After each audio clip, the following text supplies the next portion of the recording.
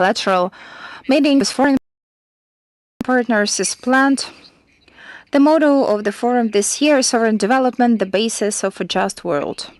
Let us unite our efforts for the sake of future generations. This concept fully reflects the key trend of the development of international relations, the formation of a multipolar world order. It contains the kind of unifying message that will be given to the atmosphere of the forum.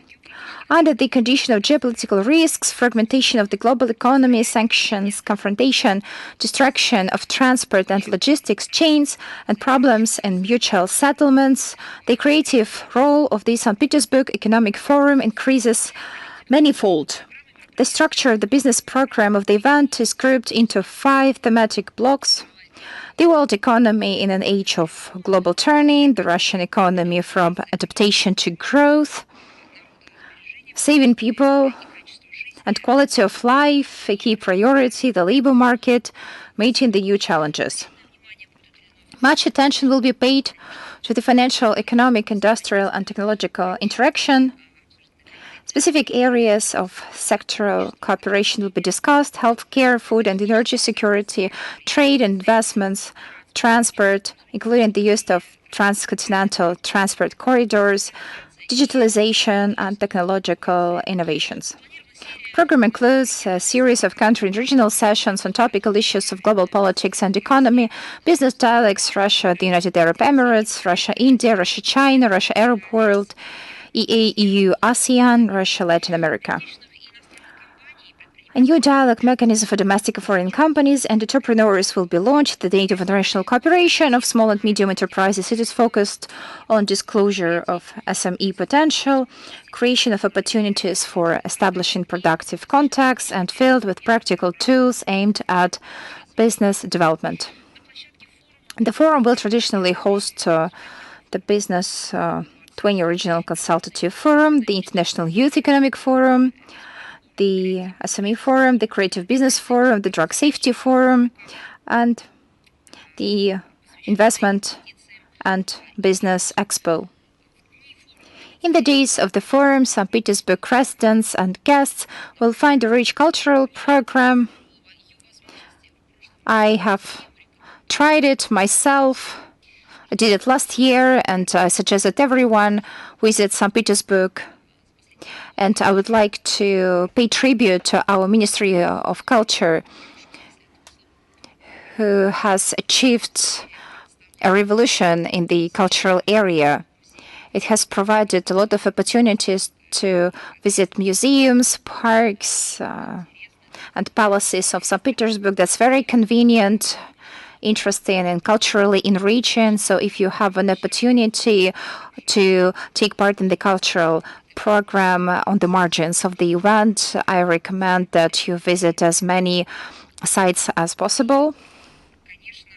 And of course, there is also an athletic program. There will be competitions that will include 16 kinds of sport. There will also be film premieres, theatrical tours, popular and classical music concerts, art fairs, and many other events. Moreover, the next briefing will be held on the sidelines of the forum. The announcement will be published with an indication of all the possibilities to get an accreditation. It is handled by the costs of the forum, of the venue. And there will be a separate discussion devoted to the digital area, the issue of digital dictatorship or digital sovereignty. And we would like to find out if these issues contradict each other or if they complement each other. We also assess risks and opportunities in this area. It will be organized in the form of roundtable. It will gather representative of expert community, civil society, business circles, and what is more, on the 15th of June,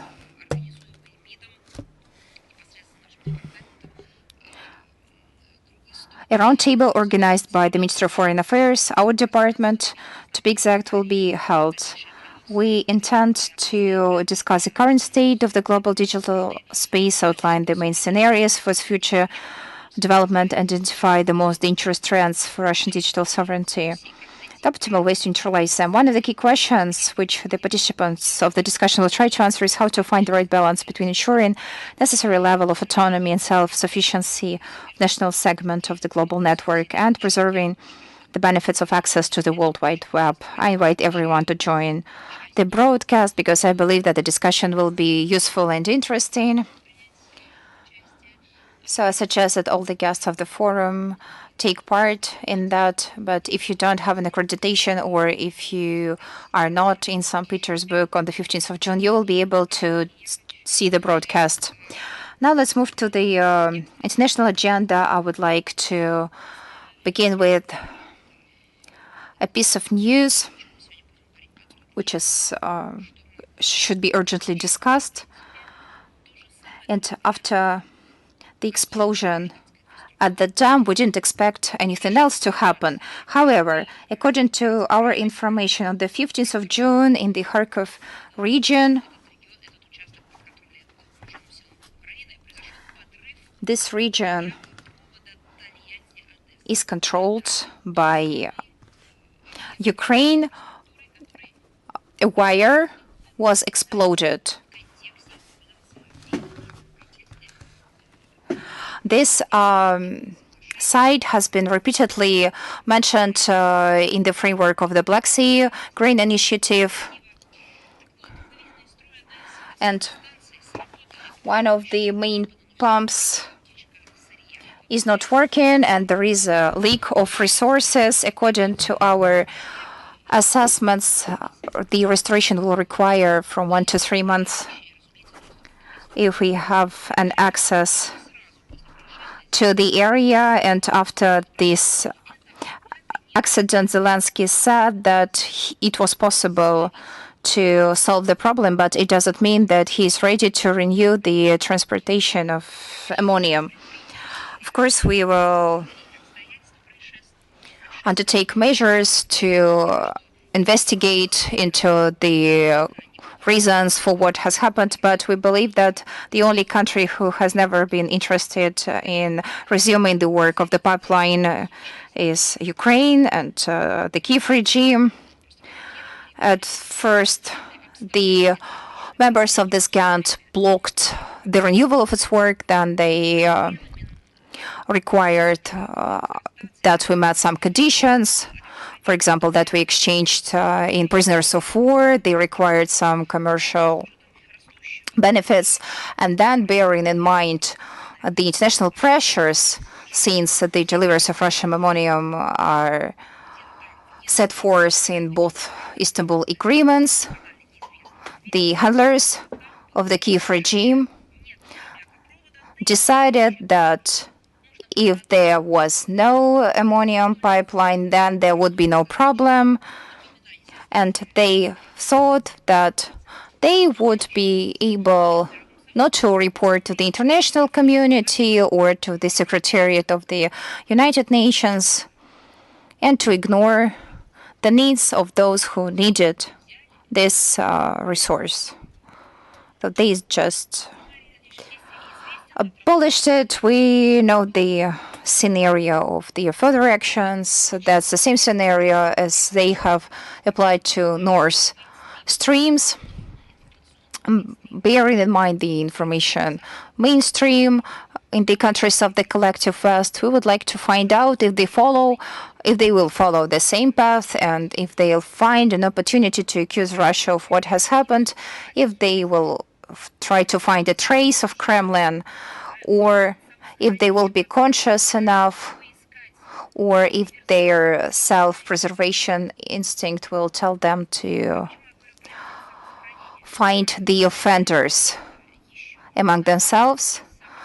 Why am I talking about the self-preservation instinct? Because it's obvious that Western countries have no doubts that this Kiev regime, these people in the Bankovaya Street are to realize that it's complicated for them to demand more money and more weapons. And it's obvious that the requirements will lead to destructive actions, because the same thing has happened to many other terrorist and extremist organizations that were financed by Western regimes. And at some points, these monsters started to devour their handlers. And if some experts, political scientists, or security officials have any doubts as to Kiev regimes attacking its own masters, they will be deceived. The situation with bin Laden will just happen again, the situation as with Daesh, Jabhat al-Nusra.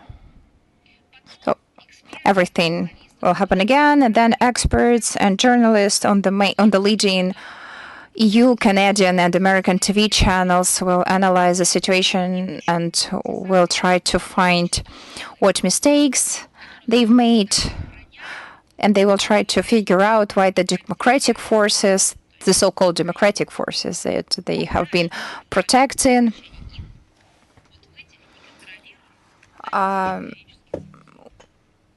they will try to understand why these forces have turned into monsters.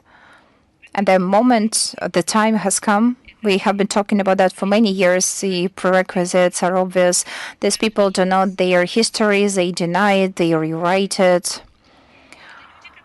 for the benefit of those who are interested. These people have nothing to do with the society, with the political segment, or with the Ukraine as a state. These people cannot manage anything at all, cannot govern anything, and much money has been paid to bring them to power in an anti-constitutional way. And then they proceeded to a total destruction. That's how, out of the freedom-loving forces, they were turned into forces of destruction. But that will happen later. And we will see TV shows, talk shows, and TV series where Western countries will be looking for an answer to the question when this happened and how they could have avoided the situation. Now let's get back to the ordinary routine of the Kiev's regime, the destruction of civil infrastructure on the European continent. This ammonia pipeline was one of the most important elements of the Istanbul agreements concluded in summer last year. This site had an importance in the area of ensuring food security because it was used for delivering 2 tons of resources for producing fertilizers. That is how the Kiev regime destructed the very physical tool for providing assistance, food assistance to Asian, African, Latin American countries, contrary to the individual efforts by UN Secretary General Guterres, who came up with the AMIAC pipeline initiative. What is more, I would like to remind you of the hysteria in Western mass media under control of Brussels and Washington as to the food security all over the world. I hope that you all remember that well. And every day questions were asked in press centers across the world, and speakers were asked about the supplies of food to countries in need, and what was happening, and who would bear responsibility if this food and fertilizers were not delivered to the regions of the world in need. And that happened every time, on every TV channel, on every website, in every newspaper, in the United Nations. in a lot of UN family bodies, in NGOs. The civil society was also involved in this global PR campaign. Now I'm wondering if this campaign is over, if the budget allocated for advertisement has been already overused. Does anyone care about what countries in need are going to eat? Has the problem been solved over this year? Partially, they have been solved, but new ones have appeared in European countries. There has been so much grain in European countries that their producers have asked to close their markets for foreign grain. What about Asia, Africa, and other regions of the world? How much grain did they get? I'll talk about that later. Yesterday, on the 6th of June, as a result of a deliberate strike, there was a destruction of the Kakhovka hydroelectric plant, which resulted in an uncontrollable discharge from the reservoir and massive flooding of the downstream settlements on the Dnieper and territories up to the Black Sea. This was a premeditated sabotage on the part of the Kiev regime. And as you know, our law enforcement agencies are tasked with the investigation. There is a criminal case in order, and all necessary qualifications will be given. Now, the thing we're focusing on, this is the political evaluations based on the existing facts. So once again, I would like to highlight that, yes, of course, the deliberate extermination of civilian infrastructure to inflict damage upon the civilian population, of course, this qualifies as terrorist act. We need to have a detailed study on this affair, and we need to have a final evaluation of this event. But currently, this description of this event fits everything: terrorism, extremism, sabotage. This premeditated diversion of the Kiev regime has been planned in advance. In recent months, the level of water in the Kakhovka reservoir was artificially raised from 14 to 17.5 meters. And this is being told by the French hydrological portal. This is not the hand of Kremlin. This is the monitoring structures in the West that should be trusted in the West that are reporting that. On the eve of the attack, the Kiev authorities gave an order to begin additional discharge of water from the Dnieper hydroelectric plant. And 10 hours after the sabotage on the dam, the level of water in the reservoir wasn't falling. It's telling that we have a statement of the Ukrainian General Mr. Kovalchuk made in his interview to Washington Post on 29 December 2022. He said that were mentioned by Mr. Nebenza, representative of the United Nations Security Council. The Ukrainian general said that the armed forces of Ukraine were conducting a testing strike using an American-made missile launch system, HIMARS, on one of the gates of the dam on Kakhovka to make a hole in it and see how the water level is rising in the Dnieper. So my question is to Karine Jean-Pierre, all the people that are responsible for the communication in the White House and the State Department, please tell me. This concerns you directly. You must give an answer. Did you know about that? Did you know how the American armaments are being used? Did you know how they're using weapons that are being shipped in the territory of Ukraine for the money of American taxpayers? Did you know that the United States-made weapons are used to conduct test strikes, to conduct terrorist attacks against civil infrastructure in third countries? Did you know that? This is impossible not to notice. This has been printed by a US newspaper half a year ago. All talk regarding the fact that the White House doesn't have enough information are putting a question forward regarding the mental sanity of the press service of the White House. If United States journalists are publishing materials that are not being read in the White House, and the White House can't match facts with reality, we need to call for an ambulance for them. This is a question that we have directly been raising in the public space in addressing them to the White House. You must stand for it. You must respond to it. Further on, the current terrorist attack of the Kiev regime has led to an ecological and humanitarian catastrophe. Tens of settlements have been flooded. The reservoir in Kakhovka is being drained, and there will be a huge damage to the agricultural fields and natural reserves and the entire ecosystem of the region. And now the second question, which is also direct. Has this begun yesterday? Did the White House, the State Department, the European Union, NATO, and the European Council, the OSCE, and other organizations so worried about the Kiev regime, didn't they know about the pre-planned acts of sabotage against civilian infrastructure, including the shutting off water to the Crimean Peninsula for many years? Didn't they know about the mining of power supply lines? Didn't they know that there was a main goal of the protracted war against Donbass was the civil infrastructure?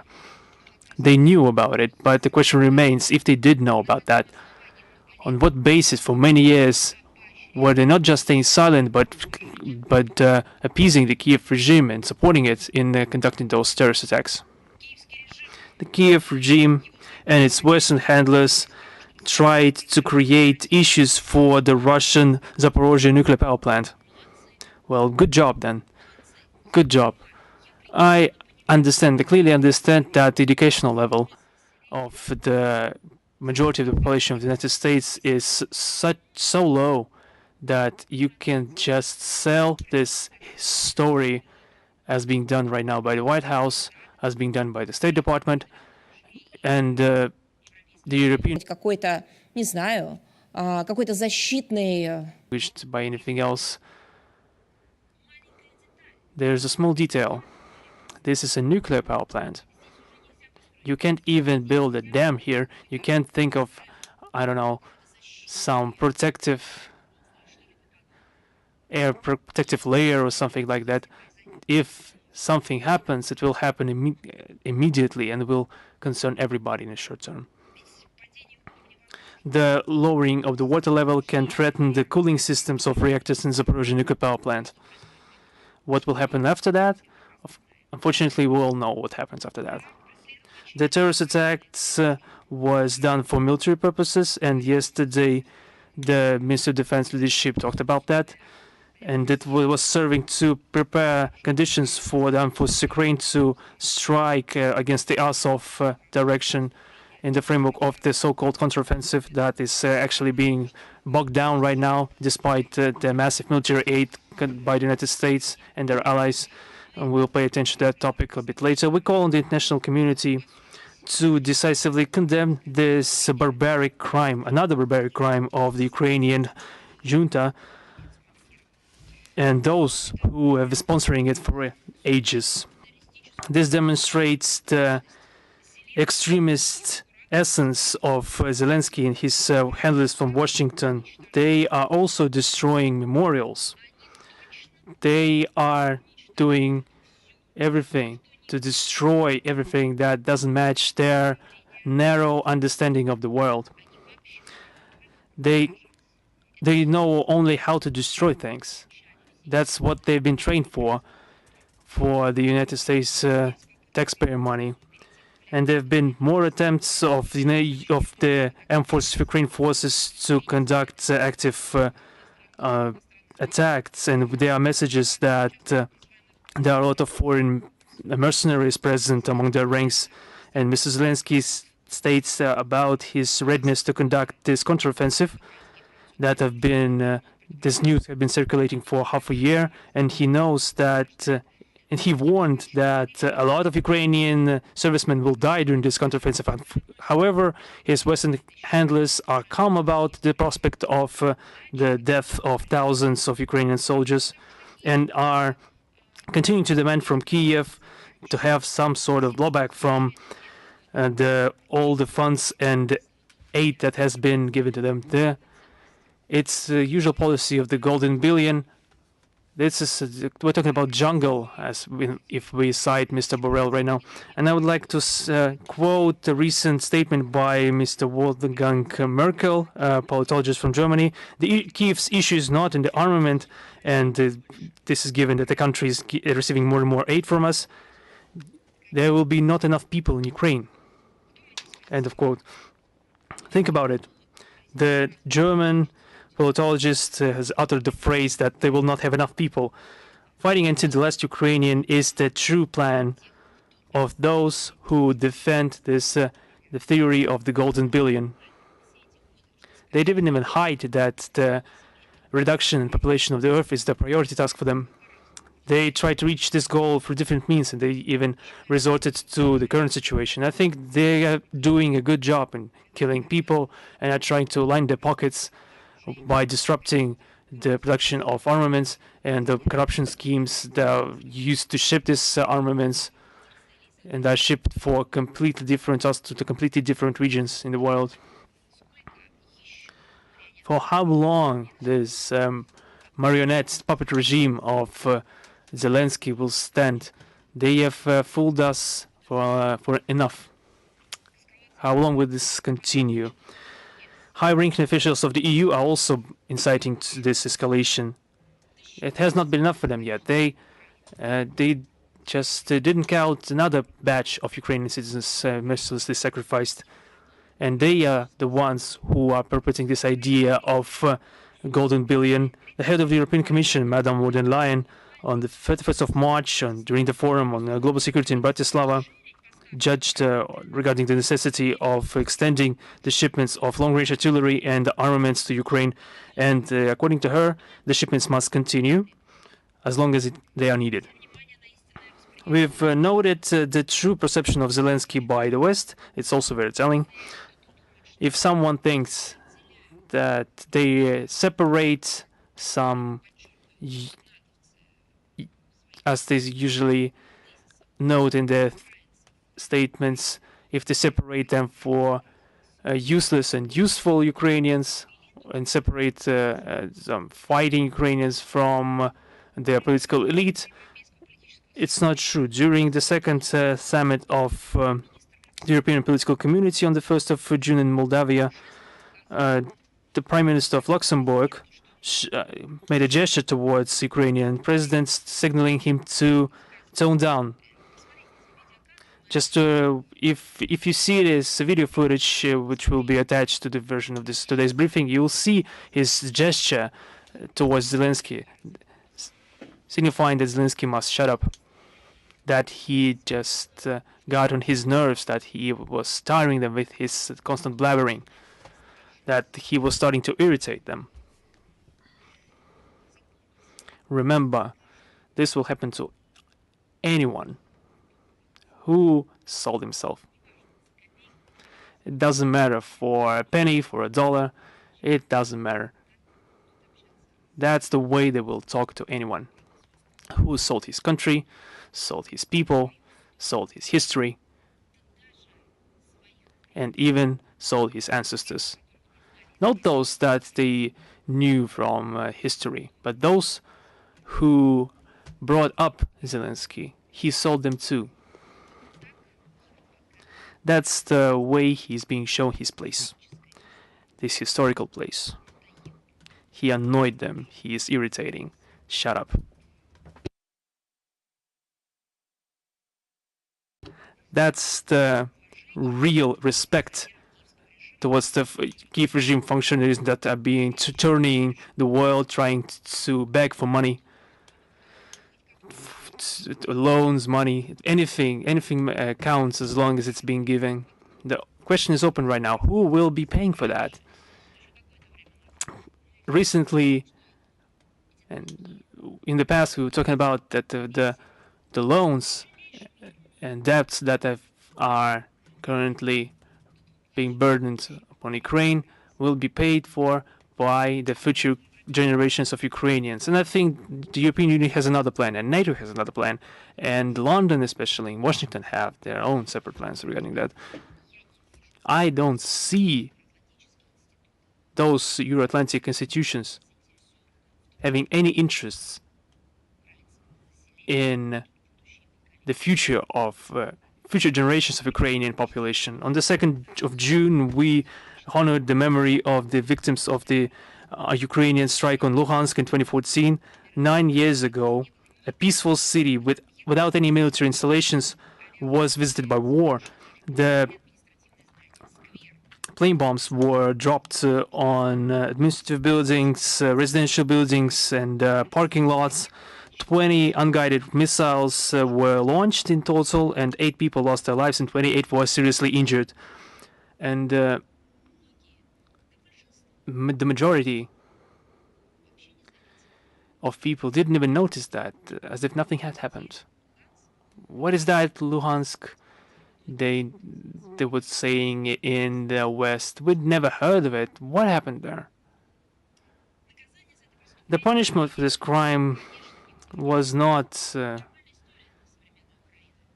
attributed to Ukraine, of course, because nobody was responsible for anything for the events in Odessa and Donbass, despite even the fact that the event of shelling was confirmed by the special monitoring mission of the OSCE. And we see the actions of Ukrainian militants. At example of the town of Shebekino in Belgorod region, I would like to underline there is no military installations in that town, but there are massive bombing strikes against this town, and that dozens and hundreds of bombs are being constantly dropped on this town. Their idea is to sow panic and kill as many civilians as possible. They want to exterminate as many Russians as they can because that's their goal, that's their task. That was mentioned by, for example, former U.S. President George Bush Jr., George W. Bush, of course, and that's their task, and there's no doubt about it. We received messages regarding the other terrorists' attacks and dirty methods and plans of Ukrainian functionaries due to the lack of military success in their clashes with Russia. The Kiev regime is reviewing the possibility of detonating nuclear waste storage in Kharkov, and the subsequent accusations of Moscow in conducting a missile strike against this facility. This is, of course, an absolute political agony of the Kiev regime. This is obvious. And they led themselves to this dead end. And they can't leave it. They can't gather enough strength to admit that after selling their country, their people, and their history, they have sold themselves.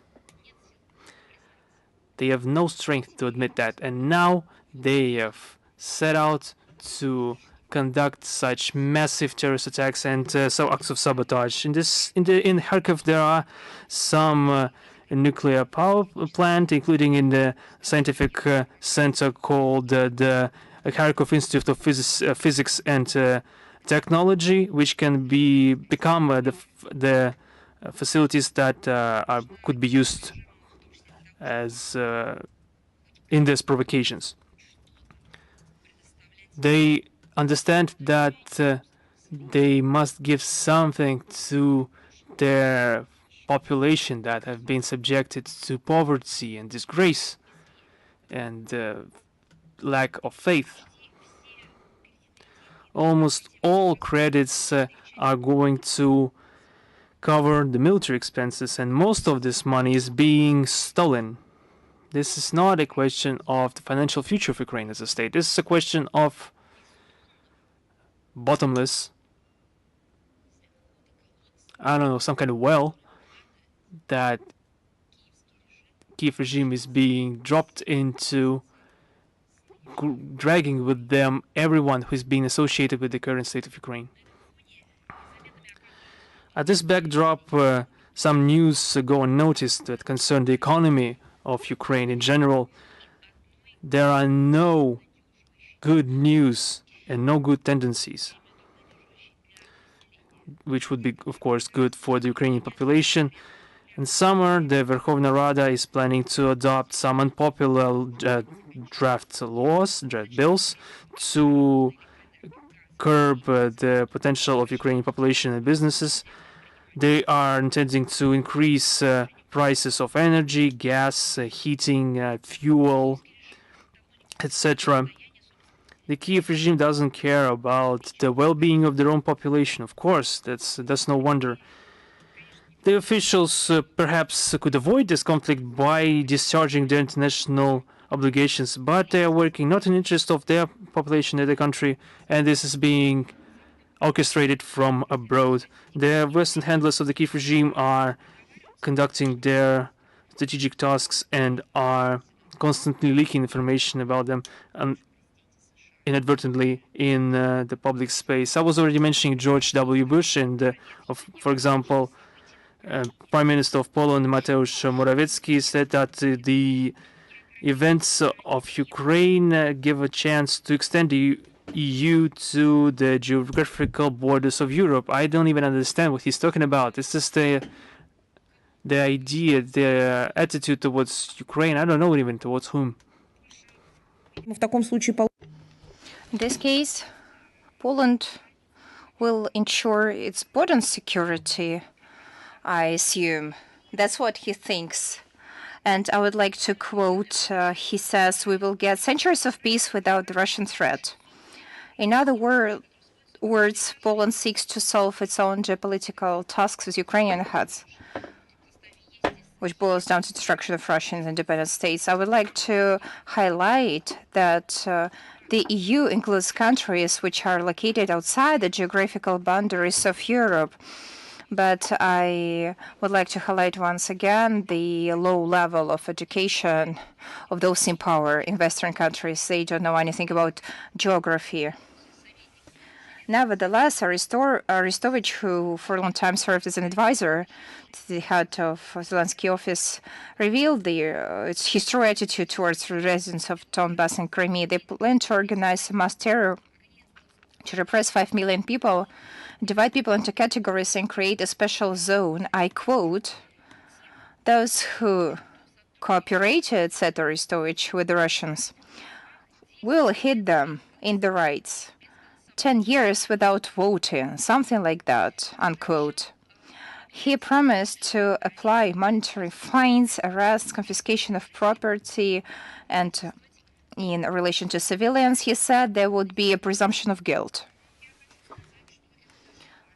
I would like to say that that's not even a barbaric act, because they didn't even know about presumption of innocence, contrary to Arestovich, who is well aware of that. So he has surprised everyone who is described on the black pages of historical books. It's clear that such plans are inherent not in normal democratic states governed by the rule of law, but in invaders and fascists. Yesterday, on the 6th of June, International Russian Language Day was celebrated on the birthday of the great Russian poet Alexander Pushkin. And today, monuments to this point continue to be torn down in Ukraine. And though yesterday the United Nations were celebrating that day, it was celebrated at a number of international forums, there was hysteria among the representatives of the Kiev regime and in social media that are officially associated with Ukraine. There was hysteria among those who are associated with the Kiev regime. At the same time, they didn't mention how many monuments dedicated to Alexander Pushkin had been turned down. I would like to highlight that it's the International Russian Language Day.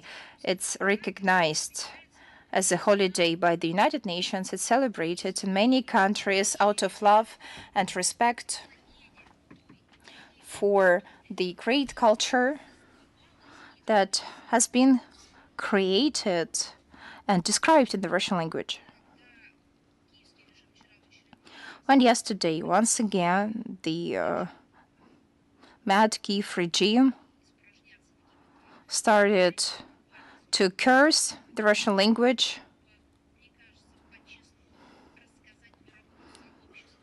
It should have openly told the international community that really love Pushkin how many monuments devoted to him they had torn down.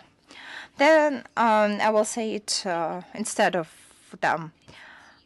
Over a year and a half, they have destructed about 30 monuments devoted to Pushkin on the territories under control by the Kiev regime.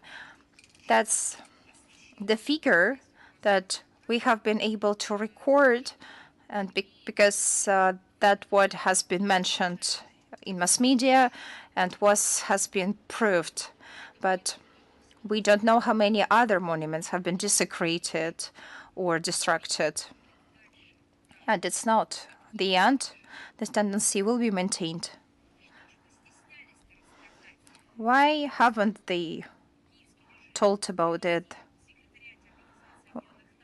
Why did they shine away from it?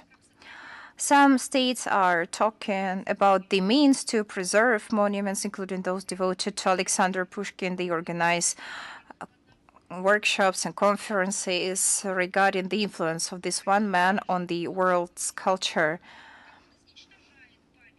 At the same time, the Kiev regime could organize a conference to share its experience in the area of tearing down monuments, and it can brief terrorist and extremist organizations. For example, ISIL destructed monuments in Syria, but the difference is that it destructed monuments created by other people, not by ISIL or its ancestors, while the Kiev regime is destructing what has been done by the previous generation of the same people. And over these 40, 50, 60, or 70 years, these monuments were created, and now the regime is destructing them. It cannot be accepted, and it cannot be explained. But the Kiev regime, I believe, should talk in detail about that with footages and images. And I believe that it will be able to fill in this gap. I believe that educational exhibitions are to be held at international platforms.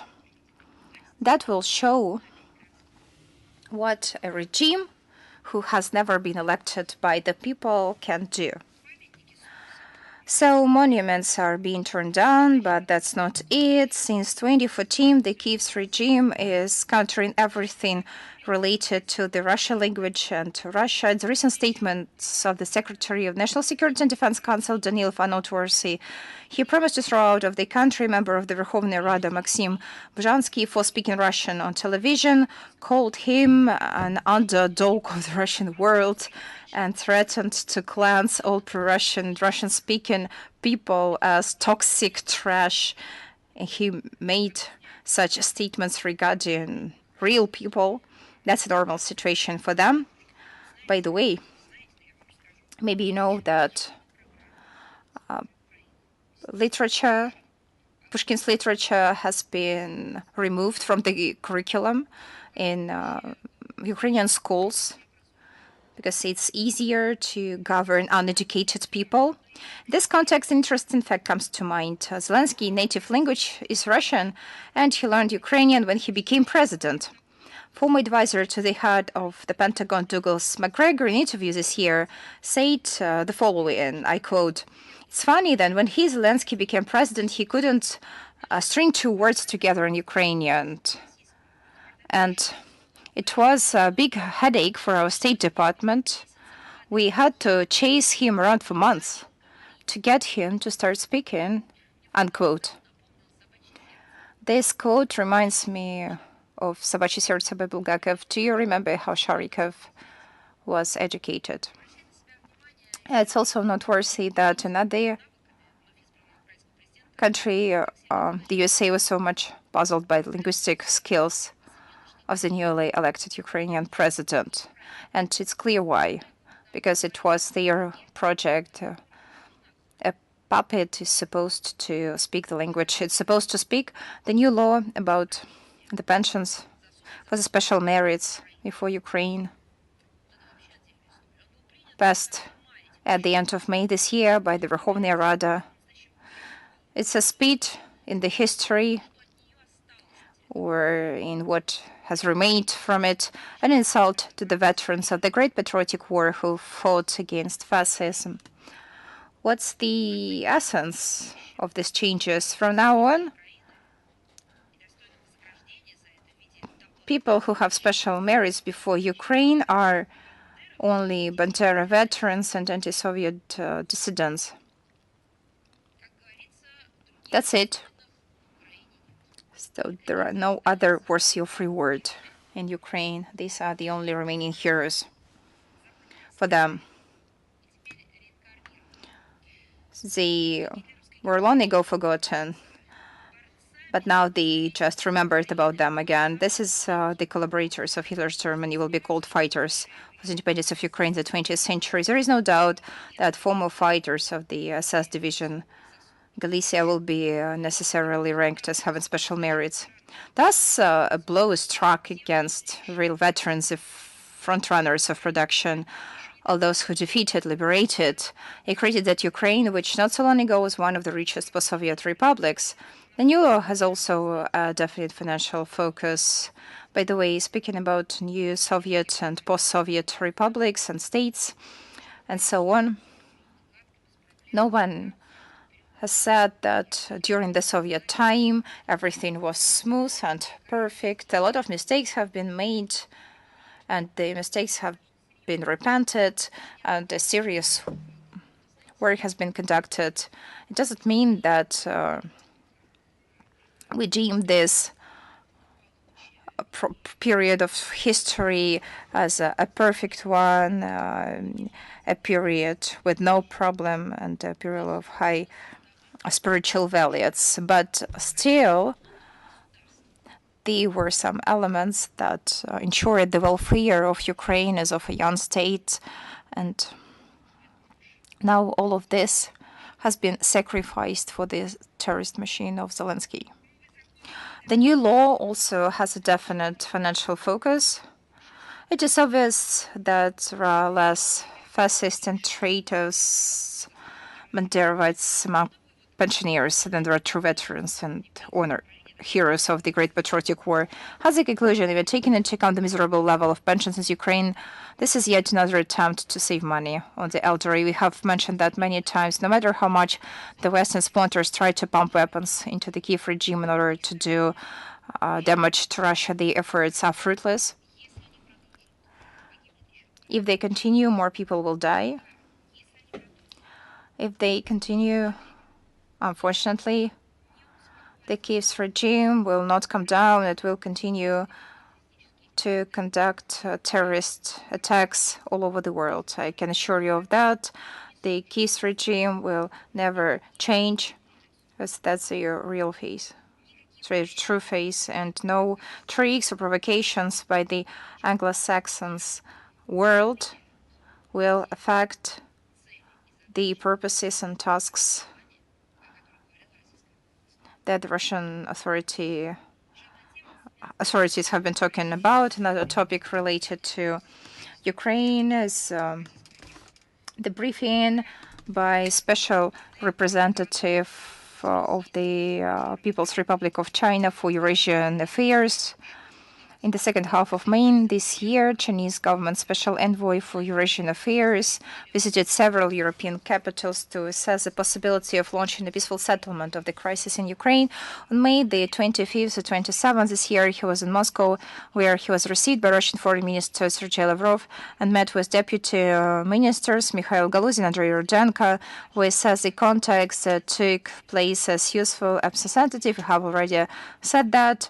At the briefing for the Foreign Diplomatic Corps in the media organized in Beijing on June the 2nd this year, Li Hui spoke about the main points related to the trip, emphasizing that incitement to war, it's a quote, will bring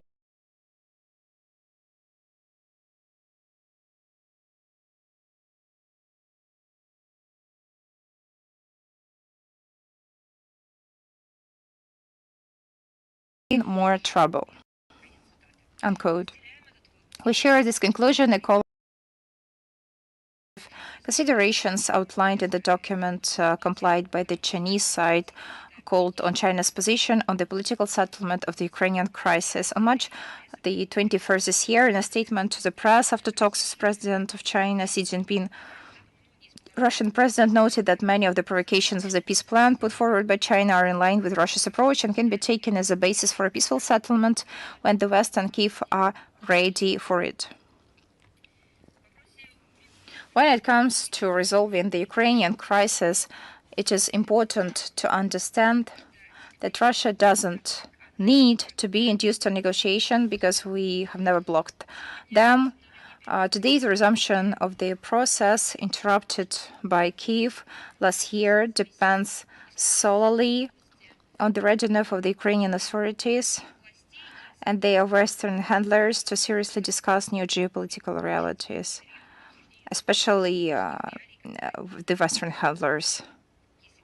And these geopolitical realities, which are not yet observed, and we don't see the readiness to seriously discuss them, I'd like to remind you once again that the Kiev's regime has banned on the legal basis any talks with Russia. Now I'd like to move on to fertilizers in different contexts in the framework of the Russian initiative on free transfer of Russian mineral fertilizer to the countries in need. I would like to say the following in order to show how sincere we are in our intentions and concerns. On the 29th of May, Kenyan port of Mombasa got 34,000 tons of mineral fertilizers. It was the second bench. We're talking about the Russian proposal to transfer for free about 300,000 tons of our products, which were stuck in the ports of Latvia, Estonia, Belgium, and the Netherlands. When I'm saying stuck, I mean that it had been blocked by local regimes and countries who were referring to sanctions and so on. At the same time, it should be noted that despite the purely humanitarian nature of this action, the participation of the UN World Food Programme in it, and the reimbursement by the owners of the fertilizers of Ukrainian group of all costs of the transportation and delivery of fertilizers, removal cargoes carried out with great difficulty and delays. What I mean is the following. I would like to give you an example. In nearly 10 months, only 2 shipments have been made, 20,000 tons to Malawi, and the current shipment, 34,000 tons, is expected to be transferred to Kenya. Another 34,000 tons are on the way to Nigeria. Against this background, the hypocritical fake complaints of Westerners about global food security and the threat of famine sound all the more ridiculous. Of course, in conjunction exclusively with the export of Ukrainian fodder corn, Not only that needy countries receive an absolute miserable amount, less than 2.5% of Ukrainian cargo, about 772,000 tons out of 31 million, so that you know who Ukraine is feeding. So the Americans, Europeans, and Ukrainians continue to block Russian supplies of grain and fertilizers, openly speculating on price rises and physical shortages of these key commodities on world markets. And now there's another act of sabotage, the explosion of the ammonium pipeline. Nevertheless, Russian agricultural producers and exporters will continue to observe all the commercial humanitarian obligations in full, and the free supply of Russian meal fertilizers are a good example. Situation in Moldova. We are continuing to review the situation in Moldova. We're forced to state the situation is moving towards open confrontation between the leadership of the country that are conducting the policy of aligning with the West at the expense of traditional ties with Russia and CIS countries, with the majority of the Moldovan society that doesn't support such a course of action. The authorities are trying to actually conducting this sort of rupture of relations, which contradicts the interest of the majority of the population of Moldova. The authorities are trying to use any means necessary to demonstrate their commitment to the so-called collective West, and the people of Moldova are more and more protesting against such policy. And if you need examples, I can give you examples. On the 24th of May, the deputies of the ruling pro-West party Action and Solidarity have submitted a draft law on the abrogation of a day of victory of May 9th, and change it into a day of remembrance and of the fallen, of those who fallen during the Second World War, and pointed it to the 8th of May. And they are also trying to change this formula and name this holiday, rename it into the Day of Victory over Nazism, and to remember the fallen in the Second World War. And I have a question: why would the Moldovan authorities rename this holiday in the memory of those who defended not only the interest of the people, but also the livelihood and the further fate of the citizens of Moldova? Why are they doing that? What is the necessity in that? What is the need in that? Why are they doing that? They have, as if they have triumphed over corruption, triumphed over poverty, and I don't know, bureaucracy. They have solved all their security issues, healthcare issues, and reached public accord. Everything appears to be in order there, of course, and the only thing that's left for them is to make order in holidays, and their life will be a dream. They have a lot of problems, in fact. They have more problems than ever before. Why are they setting off to do something that will give additional tensions to society? Not even a fracture, but a clash in society. The fracture is not the worst thing. Clash is worse, when people will go brother against brother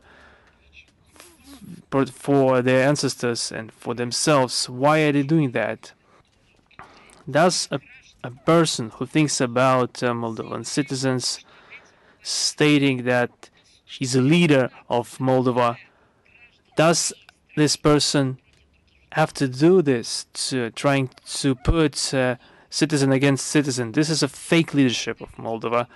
Those are people that are pretending to be the leadership of the country, but in actuality, they are conductors for the interest of other countries. That's why everything that is linked to the identity of Moldova and everything that is linked to the identity of the people and the culture of the people and its peculiarities and traditions, historical dates, and everything that's important for the people of Moldova from the current standpoint of the leadership of the country must be erased, and they are trying to systemically erase the self-determination efforts of the Moldovan people. They don't even hide it. They are just calling it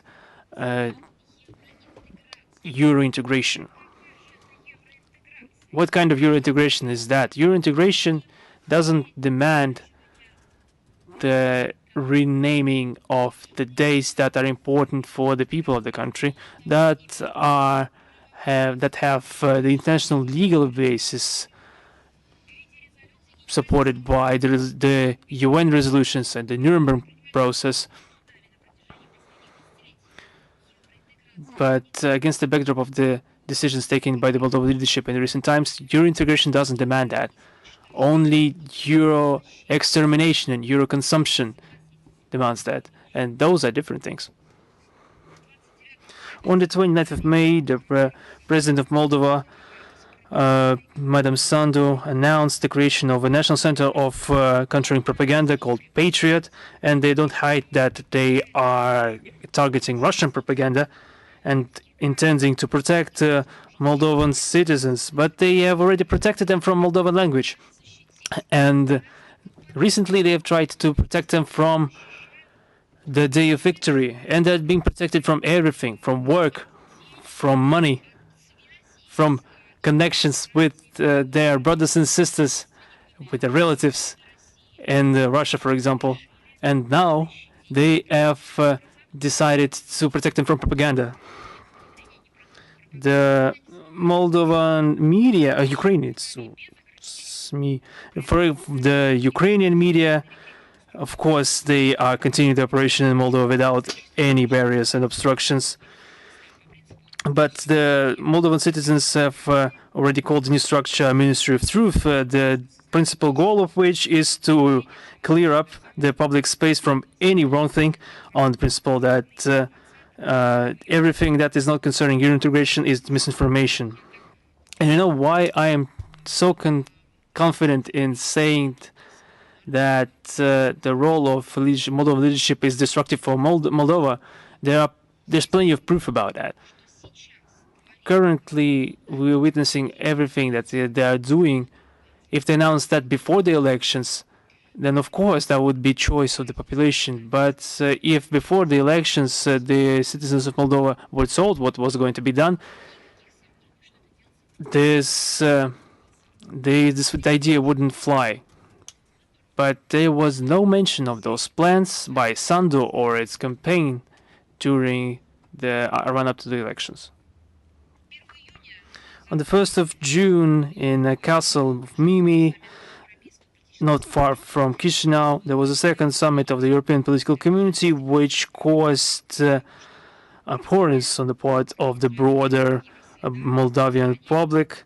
And the citizens of the country have openly been talking that the holding of this Euro solidarity celebration in their country that is experiencing financial economical difficulties is hypocritical. And the Moldovan authorities for a long time have been using Russia as a scapegoat, and we are responding to that. Russia does not interfere into internal affairs of Moldova, which cannot be said about the West.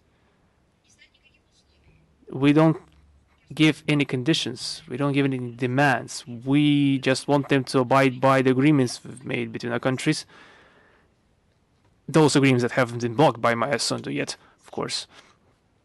And unfortunately, we are forced to witness that the people that have come into power under completely different slogans and mottos are destroying their own country.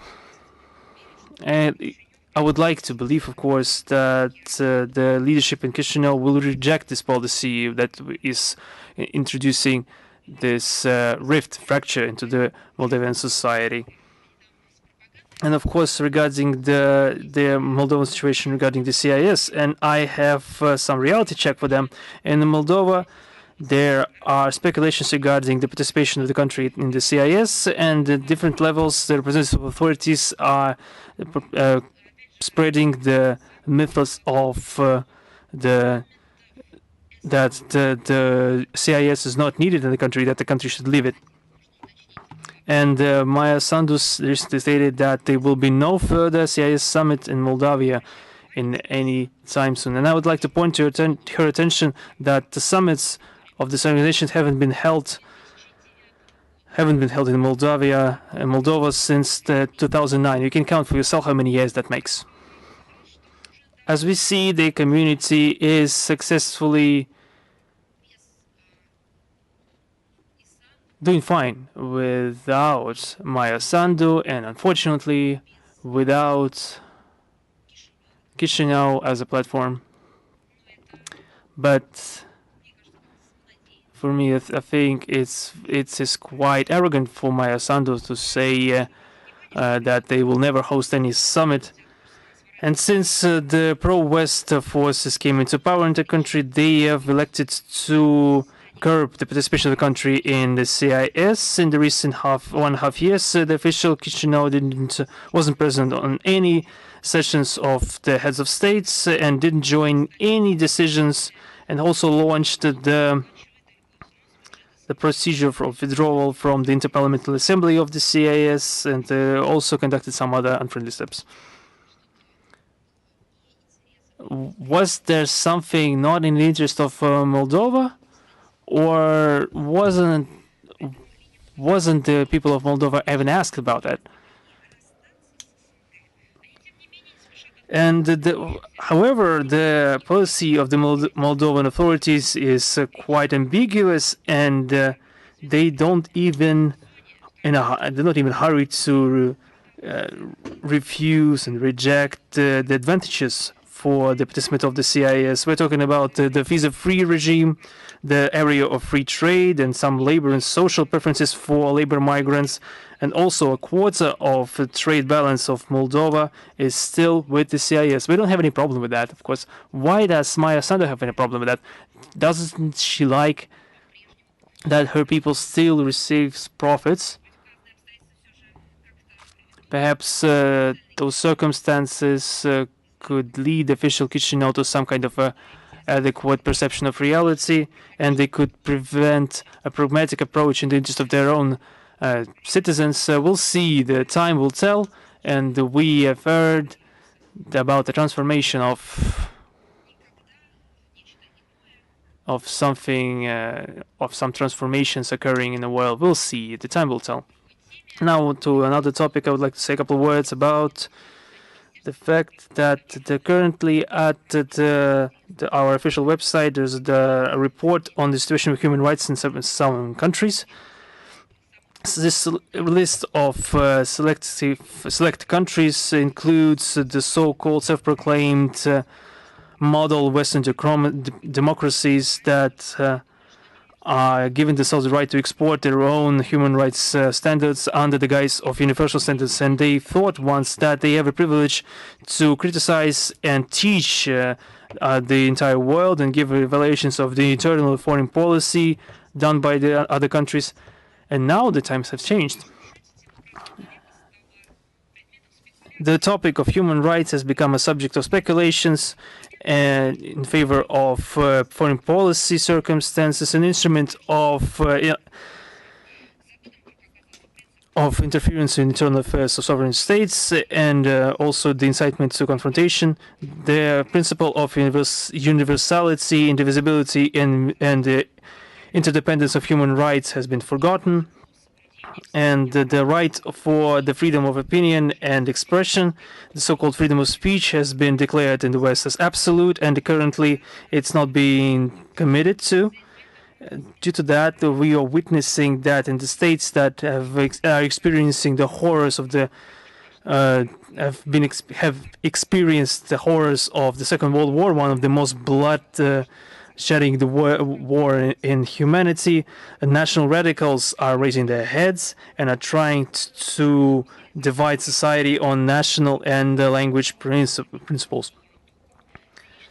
There are cynical attempts to whitewash military war criminals and their collaborators. We are witnessing the twisting of historical facts, attacks against culture, traditional values, war against memorials, and the persecutions of religious organizations. This is happening despite the mechanisms adopted in the international circles directed to condemn and prevent the ideas of superiority of one group of people over others. Of course, I have already mentioned the idea of a golden billion purported by the Western officials, and of course some people that must service this golden billion, and the representatives of the Western political elites are still hostages to their thinking in the spirit of colonialism and neocolonialism. And the illustration to that is the recent phrase of the High Representative of the EU, Joseph Borrell, about the beautiful garden and jungle. This view is being matched by the desire to impose their order, rules-based international order. They're saying that this rules-based international order is international law, in fact. Listen, if the rules-based international order promoted by the West is international law, then just leave the international law. If you thought of, just leave it at that. If you thought about a new term, then use the new term then. Today, these manifestations could be witnessed with the naked eye. The events of the 2022 so that the biggest approaches have been used by the West with a singular goal to damage as much as possible and now inflict a strategic defeat upon Russia and Russian world. They are using any means necessary for that, and the example of the 20th century is quite telling in that.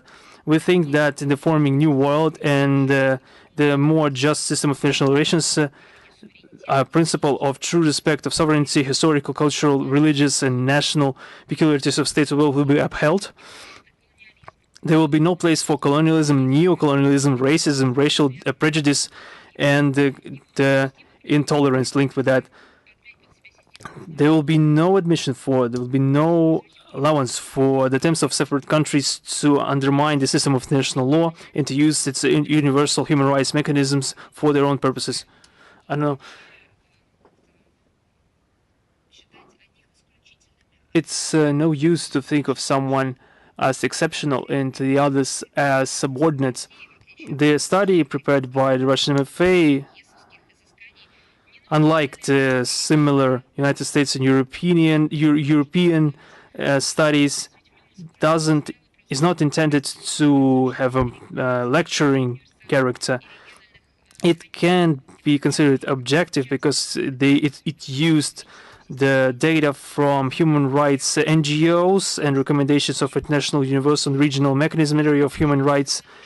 Our report reflects the factological information regarding the human rights violation in the aforementioned circle of countries, and the right to have a moral evaluation of the situation we reserve with the reader.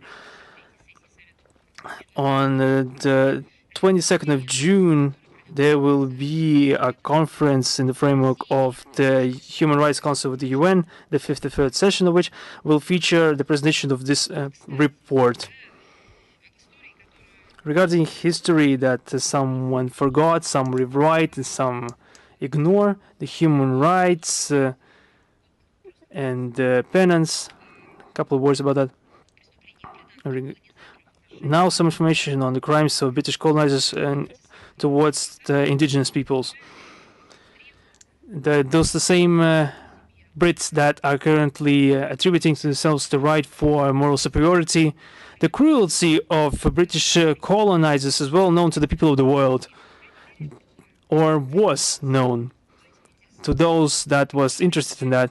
The extensive colonial empire was, for the ruling class of the UK and Great Britain, was a source of miraculous enriching at the expense of the ruthless exploitation of territories. They ensured the social economic development of their country, and they conducted many crimes, and they have been answered by London. The historians remind us that while facing the resistance on the part of indigenous peoples, the colonizers from the Great Britain were forced to review their policy. One of the examples that was in Maori in New Zealand.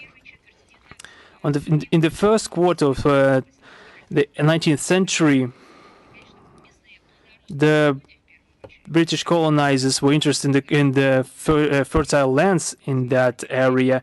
This led to disputes with Maori, which were decisively intended to protect their ancestral lands. And the British colonizers, which were initially in a minority, decided to not to aggravate the situation and tried to hide their colonizing plans, tried to give a sense of legality to the situation. In February 1840, in Waitangi, a small settlement of Maori, there was a treaty signed according to which, in exchange for the admission of the authority of British Crown, Maori received documents admitting their deeds to their land and the right of being British subject in courts. Of course, at this point, this was quite a revolutionary decision for this time, which did match the cruel colonization policy of the Brits in the different parts of the world. But this was just a deception. And Mr. Lavrov mentioned one of those examples in his article, which he published in the Izvestia last year. This document was not ratified by London, in fact, which reminds us of policy of the collective West. And the British courts admitted it as null and void. It is very convenient to fool the local populace and then disavow and denounce this document in the metropolis. Receiving this respite, the British colonizers then tried to claim the lands of indigenous peoples, which resulted in the land wars in New Zealand, which resulted in the deaths of 2.1 thousand Maoris and almost 800 Brits. And one of the most dramatic episodes of this war was the Tito Kovaru rebellion. And this while suppressing this rebellion, the Brits didn't limit themselves to any conventional methods of suppression. And as a result of that, London reached its goals. Some 16,000 square kilometers of fertile land, which used to be owned by Maori, were confiscated in favor of colonial administration. And afterwards, London was forced to return to the agreements of Waitangi and began the procedure of compensation, which has not ended yet. That's a beautiful story, I believe. Those are people who are now requiring compensations, reparations. They are convening international tribunals, but they haven't paid back to the Maori. While the Maori have been waiting from the 19th century. As soon as you pay to the Maori, then you can proceed to Iraq. You need to apologize to it and to repent and start paying compensations. And then you can address us. We also have our requests. In our opinion, however, something else is important. The Maori warriors' period, courage and perseverance allowed these people not to repeat the fate of many other victims of the British colonizers. In particular, the completely exterminated Aborigines of neighboring Tasmania, or the Americans who were exiled to reservations by the Indians of North America. Though a determined fight for their national independence, the Maori achieved significant rise for themselves. Today, in New Zealand, they constitute almost 17% of the population, 850.5 thousand people out of 5 million. They protect their way of life, maintain their language and culture, have guaranteed representation in the country's legislature, and Maori representatives hold high positions in the New Zealand government. Maori also support anti-colonial initiatives, including those aimed at obtaining financial compensation for the people who suffered from the arbitrariness of the British colonizers. One of the last such petitions with demands of an official apology and repatriation of damage signed by representatives of 12 countries was addressed to the King of Great Britain, Charles III, in the early May of this year. We are convinced that this time has long come for London to recognize the mistakes of its colonial past. And I would like to say a couple of words on the situation in Senegal. We are concerned about the reports of ongoing mass disorders, disturbances in June this year in Dakar and a number of other cities in Senegal. They escalated by the political confrontation between the opposition and the authorities, and they were also sparked by the conviction of Ousmane Sonko, an opposition figure and leader of the Senegalese Patriots of Labor, Ethics and Fraternity Party, which his supporters strongly disagreed with. According to official figures issued by the Ministry of Internal Affairs of the Republic of Senegal, to date, as a result of the street clashes, 16 people died, more than 350 people were injured with varying degrees of severity, and 500 people were detained. According to the Russian embassy in Dakar, there are no Russian citizens among the victims. We recommend the Russian citizens refrain from trips to Senegal. And we hope that there will be a rapid return to a peaceful situation in friendly Senegal, a cessation of violence, and the resolution of existing disagreements through dialogue within the legal framework. I'd also like to speak in more details about the Russian Language Day. I would like to remind you that it was celebrated on the 6th of June. That's the anniversary of the birth of Alexander Pushkin, and the world traditionally celebrate the Days of Russian Language launched by the UN Department of Public Information in 2010. And Russian language has been used since the founding of the UN, has played a major role in fostering dialogue among peoples around the world. This is a special holiday for us. Great poet and writer Alexander Pushkin is rightly considered the creator of the modern Russian language. Throughout many centuries, the Russian language has contributed to the formation in our country of a unique community of nations representative of different cultures and religions. It has made a huge contribution to different civilizations. Also, it has become a link in the communication of representatives many countries and regions of the world, and this day serves an important goal of mutual understanding and respect. The importance of supporting and promoting the Russian language in the Commonwealth was noted by the heads of the CIS member states, where 2023 was declared the year of the Russian language as a language of international communication. The Russian Federation has made consistent efforts to protect and support the Russian language in the world. We greatly appreciate the interest and participation of our partners and compatriots in diverse events aimed at popularizing the Russian language. Thus, on the 5th of June of this year, within the framework of the 9th Book Festival, Red Square, an anthology of CIS literature was presented. This is the first attempt since 1991 to acquaint the people of friendly countries with the cultural landscape of each other, with new literary names and significant works to strengthen the cultural and humanitarian ties with Russia, as where Russian is an intermediary language. Russian Language Day celebrations are organized annually, not only in our country, but all over the world. Russian diplomatic missions, Russian houses, Russian compatriots, graduates of Soviet Russian universities living in different corners of the globe traditionally hold a variety of events: holiday concerts, thematic literary readings, conferences, meetings of creative intelligentsia, contests, quizzes, lectures, exhibitions, open lessons of the Russian language. I'd like to pay your attention once again to the account of the Russian Foreign Ministry's of the Russian Foreign Ministry. And the tradition has been continued this year as well to many foreign countries where monuments to Alexander Pushkin have been erected. The heads of Russian diplomatic missions took part in laying flowers to the monuments as a sign of respect and memory for the poet's work. Round tables and literary evenings were organized.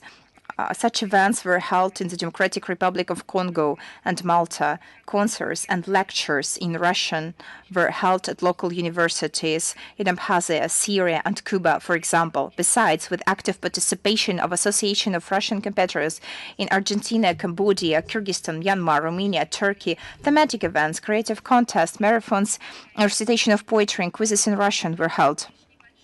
It's only a small part of the actions, of the events. The geography is too wide to list everything. So detailed information will be posted on our website as well as on our social media accounts.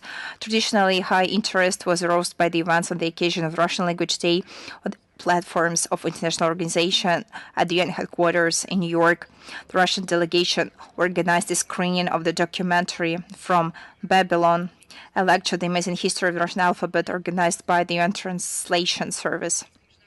in the Vienna International Center, the grand opening of the exhibition Journey Through Moscow with the characters of the novel Eugene Onegin, prepared by the State Alexander Pushkin Museum, took place. For the first time, the initiative of the Russian delegation to UNESCO celebration of Russian language was held with an extensive cultural program at UNESCO headquarters with the participation of Igor Barin, head of the Federal Agency for Nationalities, and the permanent representatives of CIS.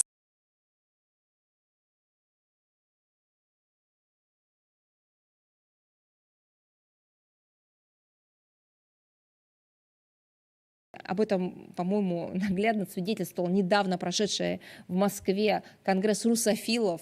By then, going attempts in the West, such events can be held in unfriendly countries, but the thing is that the regimes are friendly, while the peoples are not, because those people still struggle to preserve their right to love the Russian language, our multi-confessional history.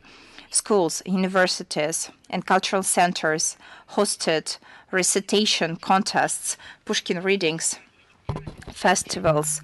Russian compatriots played a key role in organizing these events, and we pay tribute to them for their sincere, not even care, not even engagement, but their struggle to preserve our common heritage and to defend our common future, because the compatriots play a key role in initiatives to promote the Russian language and Russian culture and the language of the great poet, often abroad. I'd also like to say that today Kazan is hosting International Forum of Ministers of Education from almost 4 countries of the world. About 20 ministers of education of foreign countries will take part personally. This is the biggest event of such kind in Russia in the current year, which has been declared the Year of Teacher and Mentor. The forum is designed to strengthen ties and facilitate the exchange of best practices in education. Our country is open for cooperation and ready to share innovations and promoting educational projects. The Russian system of education can rightfully be proud of the great traditions of the national teaching, strong academic schools, which laid the foundation for many technological breakthroughs and successes in various spheres of life. Much attention will be paid to the problems of bringing up the new generation, preserving spiritual and moral principles.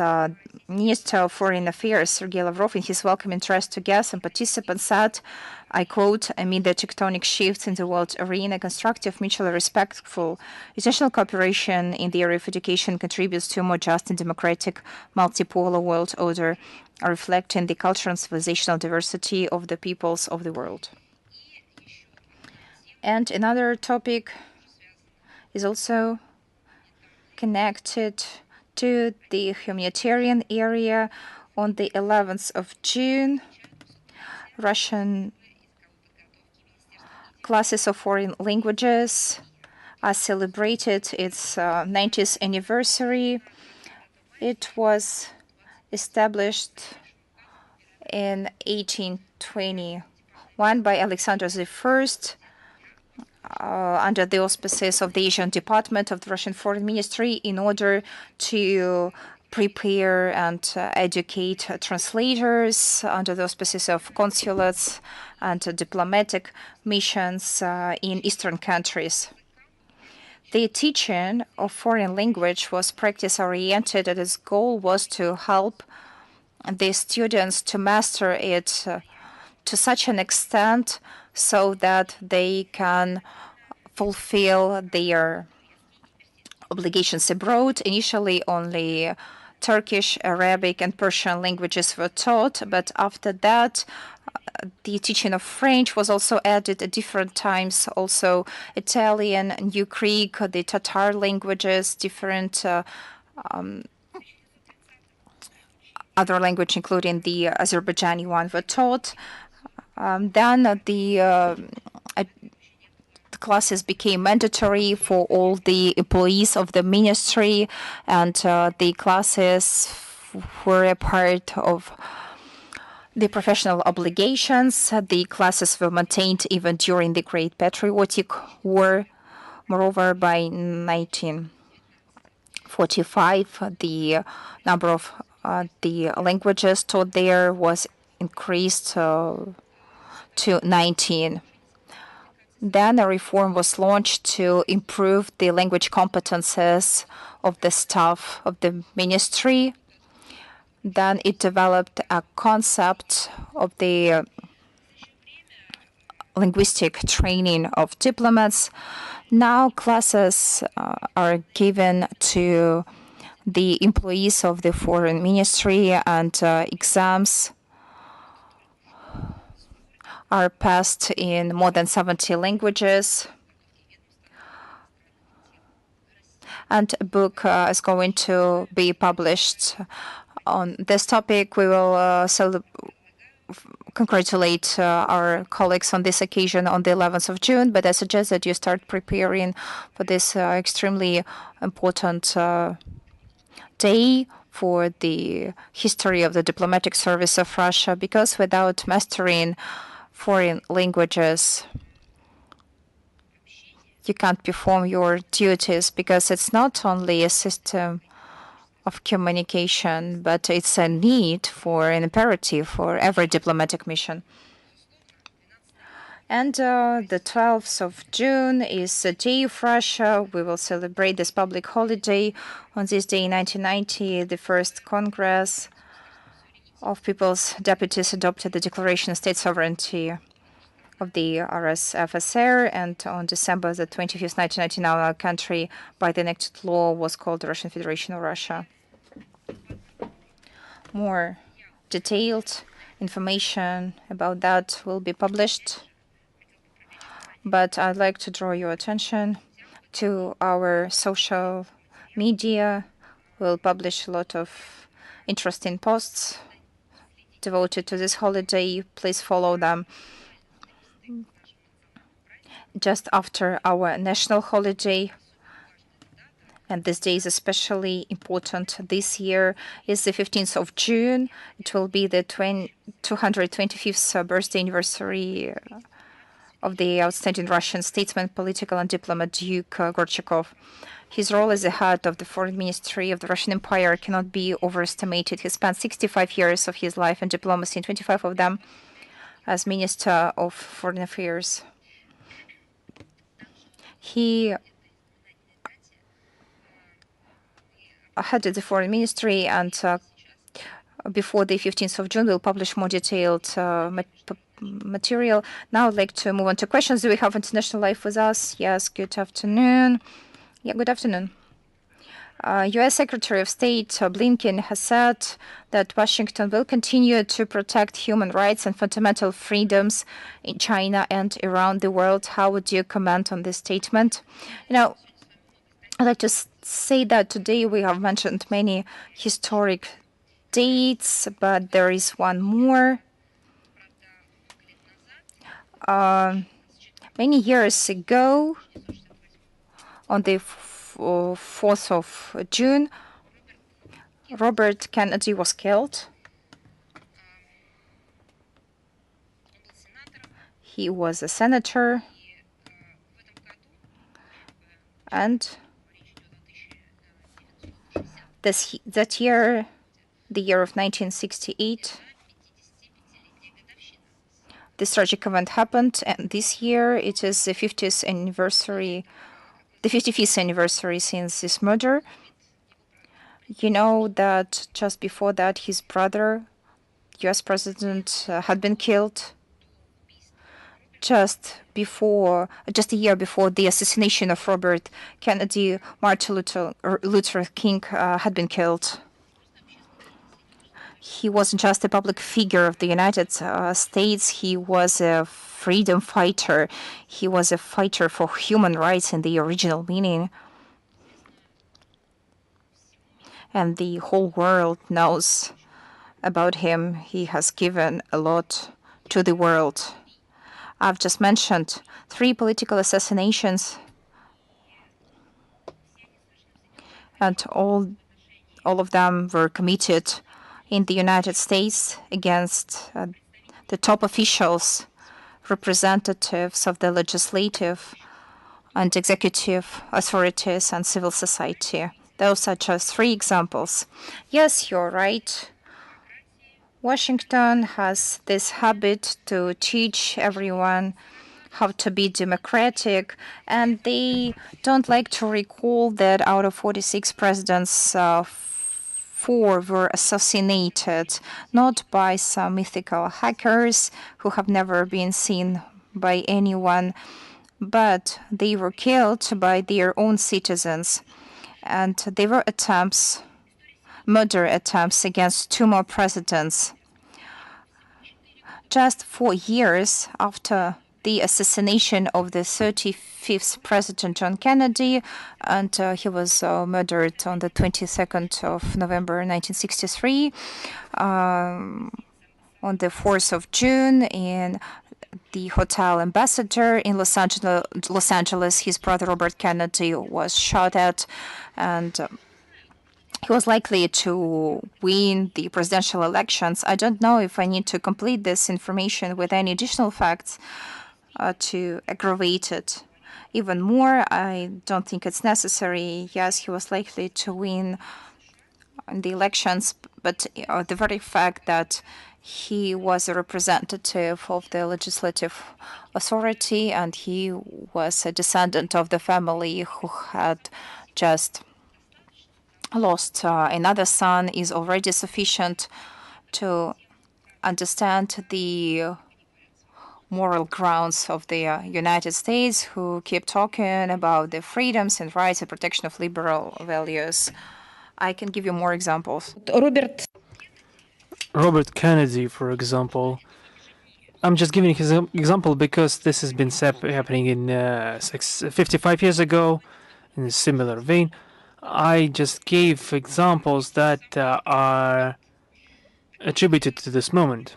Robert Kennedy, which was Prosecutor General of the United States, began his fight against mafia in October 1962 when the Caribbean crisis was in full swing,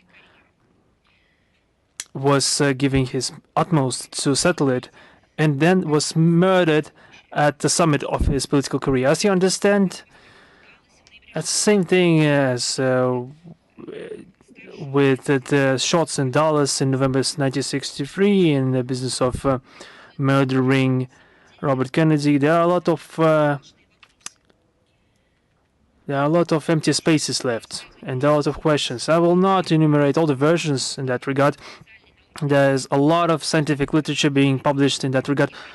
The history of United States policy has many facts that are being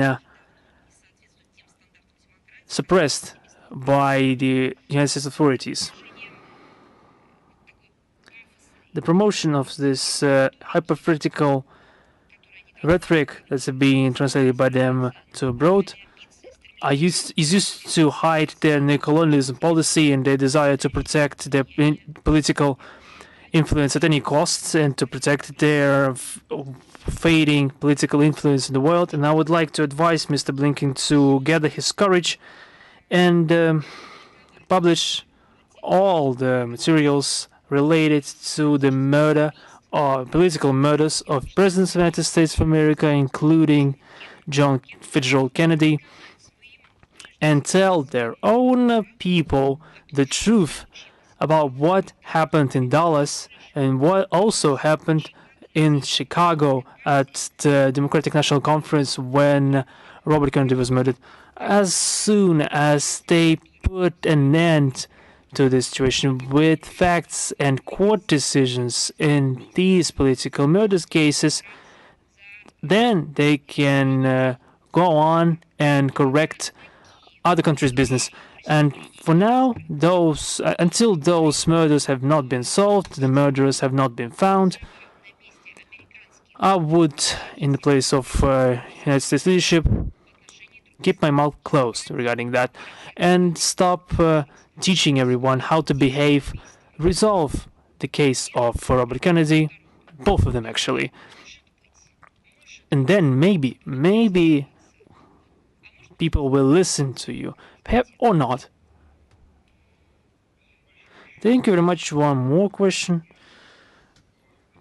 Recently in media there have been statements that the Minister of Defense of Indonesia suggested his plan of settling the Ukrainian crisis. How would you comment this initiative?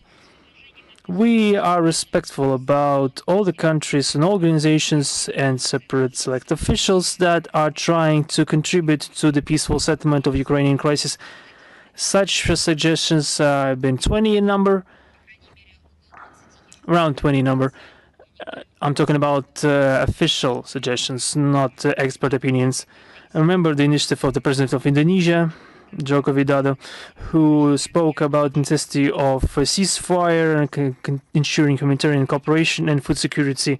And we noted the recent initiative of the Minister of Defense of Indonesia, and the steps that he proposes are interlinked with the Minsk agreements that have been used by Kiev with support of the West to sabotage this agreement for 8 years. The similar positions tell about the cessation ceasefire, the withdrawal of forces, and equipment from the contact line. But we have no confirmation that Kiev is going to abide by these agreements right now, because they've uncovered their terrorist essence of them, the extremist essence of their policy. This ideology will not disappear on its own. I'm not even talking right now about their self-inflicted prohibition on holding negotiations, but I'm talking about the internal dialogue that all those actors having, and the ideas that are being put into the mouth by the Western handlers. We don't see any necessity to hold a new referenda in our new regions. The decision taken by the DPR and LPR and the Zaporozhye and the Kherson regions in September 22, decision taken by them is final and is not subject to review. But Kiev, the issue with Kiev is that they don't even want to stop the clashes, but they announced their intention to win on the battlefield. And once again, I would like to remind you about the self-imposed ban on negotiations. In these conditions, we recommend all countries, organizations that want to contribute to the peaceful settlement to direct their efforts to work with Kiev and their Western handlers that have interrupted the negotiations process in April 2022 and continued to put their stakes on the protraction of the conflict. I'm talking about arms shipments and terrorist activity against Russia and many other things. And all the statements, of course, that there will be no negotiations, no peace, only battlefield, and so on. And the same recommendation goes to all those from the who want to contribute earnestly into peace contribution. We need to convince Zelensky's regime to stop the conflict, and you need to convince the Westerners to stop pumping Kiev with the weapons and stop training of Ukrainian military personnel. I think this is a good starting point, a good place to apply efforts. Thank you so much. Is Russia Today with us right now? Yes, good afternoon.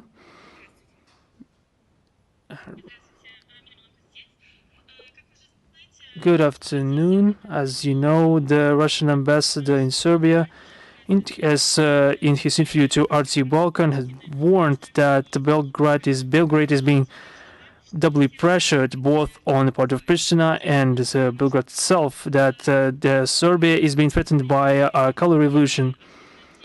What is the message Moscow has for the political life in Serbia, especially to those who are sympathizing with Russia? Russia, as a sincere and honest friend of Serbia, doesn't interfere in its internal affairs. We are always ready to give our support to them. We have always given aid and assistance to Serbia, but we will not interfere into the internal affairs. This is just the basis of our stance. We're of course interested in the stability of this country and this brotherly country in the region.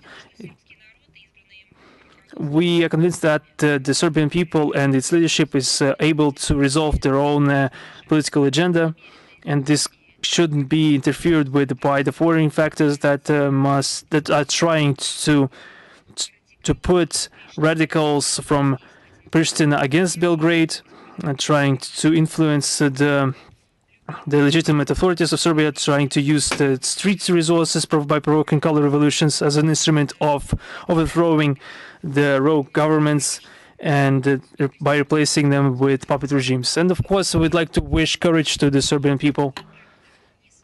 And I never doubted the courage. Never in my life. Thank you so much. Is Россия сегодня with us right now?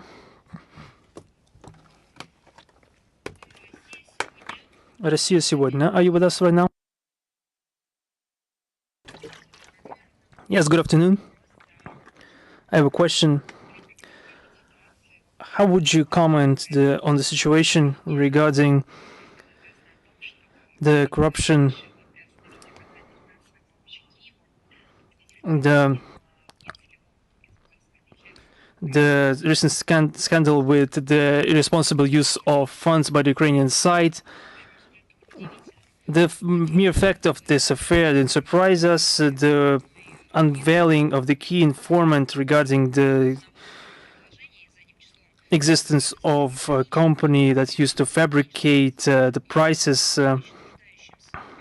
and extraction of funds allegedly to help those in need in Ukraine. I'm talking about a total sum of 6 million euros. Accurately describes this fraudulent scheme from Estonia and Ukraine, but also gives an obvious answer to the question of the value and worth of this aid of the collective West and its sincerity. Now we received information regarding this NGO. It's not a big NGO. The amount of money it's been circulated within it are not significant against the backdrop of billions and billions of dollars that are being given to Ukraine.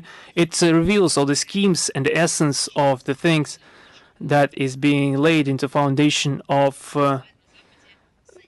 the aid to Ukraine, that's as they call it in the West. This aid and assistance to Ukraine is an action. They are trying to collect money from people, from the nations, from governments, through budgetary means, for example. They're trying to collect this money and then they are just trying to spread it over different channels, bypassing the people of Ukraine, actually, because they don't get anything out of that aid. You see how now the legislation in many countries of the European Union now changing.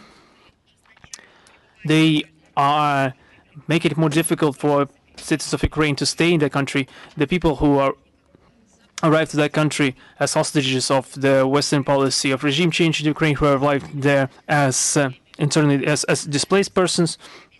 You see that in the European Union that it is economically difficult for them to actually provide for those Ukrainian refugees, and they are telling them to actually abide by the austerity measures, that they can't even admit more Ukrainians to the territory and spread them over hotels and guest houses. And where is all the money that is being collected? Hundreds of billions that are being collected for Ukraine. The money is being collected for the murder of people of Ukraine, but they can't find money to save them. And when they find this money, this money is going towards such fraudulent schemes to absolutely different pockets. Recently, the head of this NGO, Johanna Maria Zakharova, which is currently a subject of a criminal case, was, and it's just very funny. She was given an award, a title of Person of the Year in Estonia.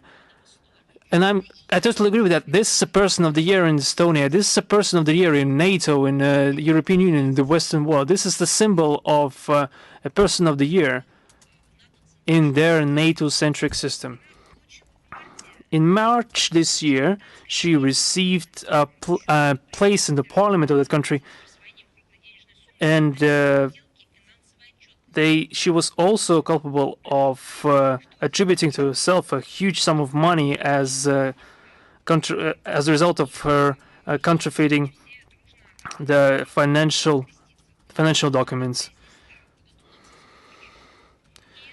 Now everyone is turning away from her, but she served her purpose. She uttered her statements. She gave a magic password to open all doors and gather all the money when it's needed. The so-called humanitarian campaigns that have been delineated by some treaties, those treaties are not being given to the public. And I would like to say to the leadership of Estonia and its people, you claim to be a democratic country. You always were proud of your democratic essence. Please give those documents to the public. Everyone wants to read them, and we would also like to read them. If you, for so many years, tried to pump so much money into that structure, we would like to understand how this was going on. In the aftermath of this topic, once again, we see the criminal essence of both donors and recipients of this aid. I would like to address myself to the Western countries' population. For how long will you continue to believe the propaganda of local media? You are being stripped of your money, the money that they say is going towards Ukraine. How long will you continue to repeat after them and try to convince yourself that this is going for rightful purposes? This money, when it's used for its true purpose, it is being used to purchase more arms for Kiev regime.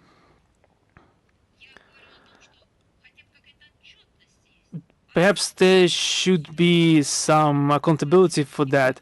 The majority of the money you have been stripped off of is going to wrong pockets. It's the same thing as with the NGOs in Germany, in Estonia, in Northern Europe. Recently, they were called as humanitarian officers. For example, in Syria, I mentioned the white helmets example. A couple decades ago, they did the same thing with the terrorists of Northern Caucasus, where terrorists were supporting, were asking for support for democracy in Chechnya, and they were actually cutthroats, gathering money for the terrorist attacks. This was a bloody history with the collection of money under the auspices of, under the pretext of humanitarian aid, and you understand where this money actually goes. Either this money is being spread to different pockets, to line somebody's pockets, or it is used to buy lethal weapons. Recently, we've given information regarding the clandestine transplantology. Many of the structures that call themselves humanitarians and NGOs are also engaging in that business. You just need to know history, including the most modern history, and try to not believe this obvious bait. Do you have any other questions? No? If not, then the Media Corporation of China. Yes, good afternoon. We have two questions today. The Minister of Defense of China, while making a statement at the Asian Forum on Security in Singapore, claimed for points of initiative on security. The mutual respect must overbear over abuse and hegemony. Justice must overcome the right of the jungle law. Conflicts and confrontations must be eradicated through mutual trust and consultations, and block confrontation must be prevented. The Minister of Defense of China claimed that the Asia-Pacific region needs more inclusive partnership and not small movements that are exclusive and egoistic.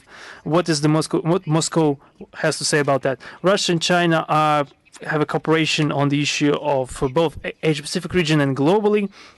we are always attentive towards all the initiatives of the Chinese side. The experience of cooperation with partners in Asia and the Eurasian space confirms that currently we have a demand in the world to form open zones of safe developments and cooperation processes.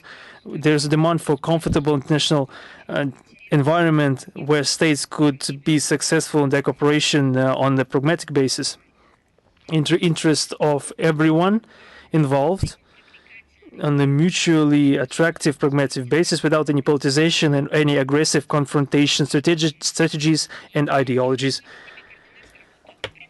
It is in that system the key organizations in Eurasia are operating. Among them is the SCO, which is one of the centers of attraction for a neighboring region. The topics of cooperation on the SCO space is quite broad. There are a lot of sectoral means of interaction, reaching up to 28 in number. And there are a lot of topics still in development. And according to the estimates of the growth organization, this is not the limit. There are a lot of mutually interesting topics to discuss. At that backdrop, we are worried about the incessant attempts of the West to obstruct the tendencies of creative collaborative growth. They are trying to break and fracture the architecture of interstate relations, and are trying to rupture the relations and ties between the countries and the regions. And we see it at the example of destructive activity of Washington and its satellite, at the example of Asia, in the part of the world where the ASEAN-centric system was always the basis for cooperation. Спасибо. И еще один вопрос. Thank you. Have one more questions. Workers in Japan have reportedly begun to fill a tunnel being to discharge treated and diluted water from the Fukushima nuclear power plant with seawater since June the 5th. How does Moscow assess Japan's decision, and what measures is the Russian side taking about this? You know, on the one hand, Japan claims that TEPCO's planned discharge of radioactive water from Fukushima into the ocean poses no significant threat to the health of people living in the region. As a matter of principle, we admit that that might be true, but there are certain points of concern. Like China, we insist that Tokyo should be as transparent as possible about its plans and allow the states concerned full access to all the information they are interested in, and if necessary, to take water samples. Unfortunately, at the moment, we do not observe the proper openness on the part of Japan. And what is even more important, are the people of Japan interested in what kind of water will be discharged in the ocean. It is clear that China and Russia are concerned, but isn't the population of Japan concerned as well? Doesn't it want to get public access to all the information? We have been told that Japan is a democratic state and the freedom of speech is observed in the country. Of course, we know that theoretically it is important and it should be applied in many parts of the world, but we don't get why it's not applied in Japan itself. And that's what the government of Japan is supposed to do. Together with our partners from China, we twice sent a list of questions to Japan regarding our intention to discharge the water. Some of them have been answered, but some questions have not been met. Have been met with an extremely nervous response instead of substantive clarification. This suggests that our appeals to Tokyo are well-founded. One more time, if the government of Russia and the government of China are concerned in the interests of their own peoples, I believe it's even more important for Japan to answer publicly these questions for the benefit of its population. Given Japan's less than perfect record on nuclear security issues, we cannot just let the situation rest on its laurels. And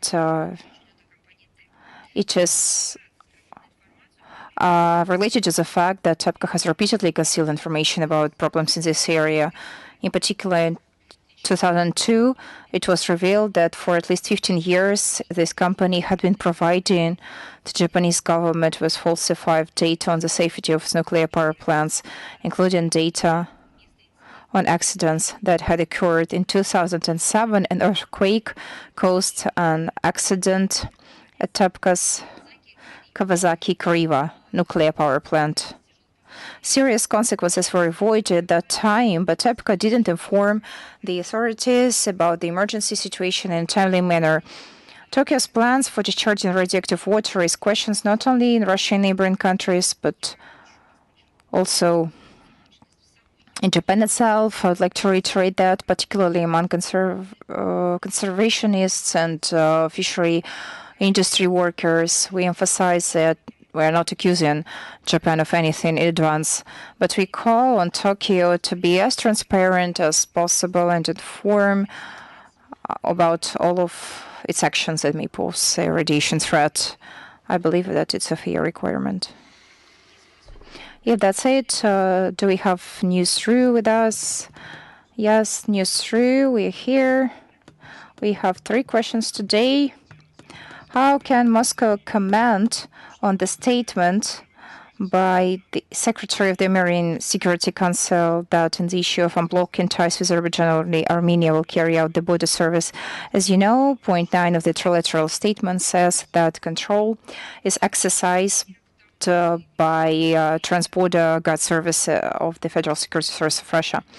First of all, you cited only a part of the statement.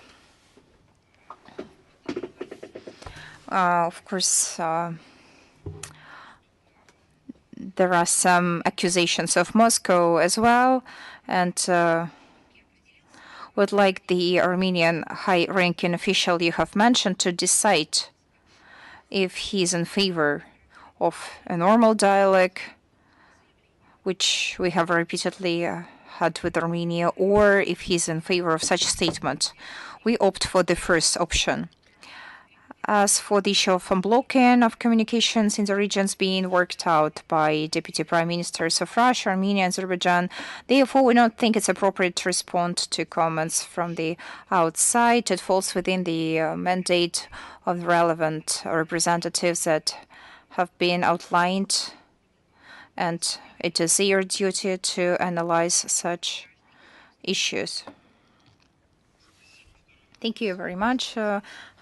How does Moscow assess the recent activity of Western countries in the South Caucasus? This June, 5-sided negotiations took place in Chisinau.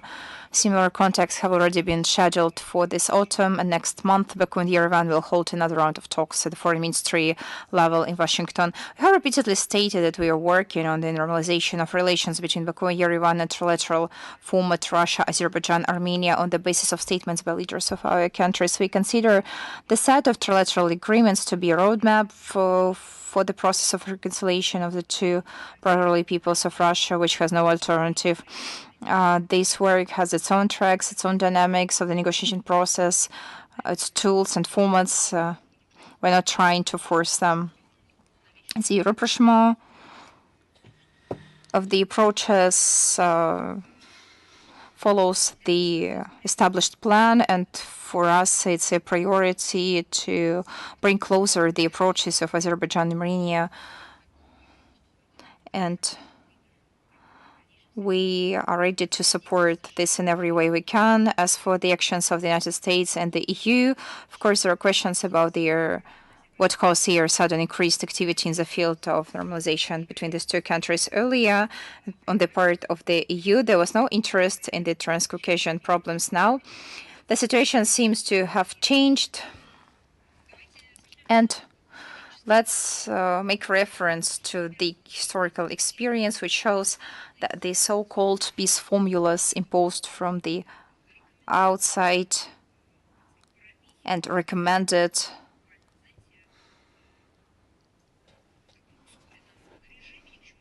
in an accelerated way have never led to anything good. You need to learn the history of the region, the history of the conflict, the history of the peoples, You need to know that, to feel it in depth, and your main goal is to be a truly peaceful settlement. And what is equally important is not to conceal anything in your actions and to be sincere. Thank you very much. Now, my last question. Turkey's new foreign minister Hakan Fidan has stated that he will fight against division of the world into spheres of influence. Do you think that the new Turkish government will continue on its balanced course of strengthening relations with Moscow and Washington at the same time? When can we expect the visit of the new Turkish minister to Moscow? Thank you. That's all. You know, it's a question that is supposed to be addressed to the Turkish side, and we judge by the recent statements of President Recep Tayyip Erdogan after the end of the electoral cycle, and he said that Ankara intended to continue the mutually beneficial cooperation with Russia that met the genuine interests of our two peoples. We welcome this constructive attitude, and we will contribute to the implementation of such a bilateral policy, and we will monitor the results of it. But still, I think it would be more correct to address the question to the new members of the Turkish government. I am more than positive of that. And as a second thing regarding the visit, again, I believe you need to address the Turkish side and ask them about their schedule of their contacts. If we have any additional information, we will share it. Thank you very much.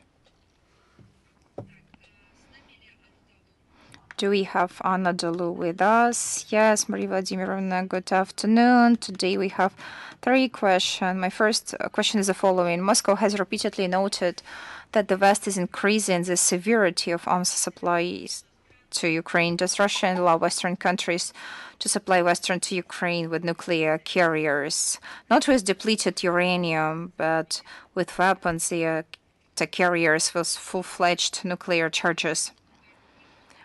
You know, if they want to let the situation deteriorate and let the apocalypse happen, they will continue this tendency. But if the instinct, the self-preservation instinct dominates, then it will not. You need to understand that we can be elaborating on this in theory, but the answer is simple. If they want to create a collapse and lead the situation to the point of non-return, then the tendency will be preserved. Now you can also see that the Kyiv regime is even ready to deplete its own territory, its own soil. At least they consider these regions their territory. We, as far as we won't call their status into question, but still, the Kyiv regime claims that it is their territory, and still they are ready to intoxicate it with depleted uranium, with ammonium, and you know that fertilizers are useful only in appropriate quantity, and you have already seen the footages from the forests. You've seen the smoke, and I'm absolutely positive of this. We've seen it in the recent decades. The logic they apply is the same as the one of the banned terrorist organization ISIL. That's the logic that Zelensky and his gang apply. They are not just gangsters. Now it's a terrorist cell, an international terrorist cell, which has foreign instructors, foreign mercenaries, and they are associated with the international black market of weapons. and they conduct illicit trafficking in money, human beings, and so on. So this is the whole set characterizing international terrorism. There can be no doubts about that. So if Western countries want to destroy the whole planet, then they will begin to supply the Kiev regime with nuclear weapons. But that will be the end of the world, the end of everything. We need to recognize that. But what is the Russian attitude? Is it preparing for such a situation? For what kind of situation? That there will be such deliveries. I've just answered this question. He said that it can happen and still we can avoid that.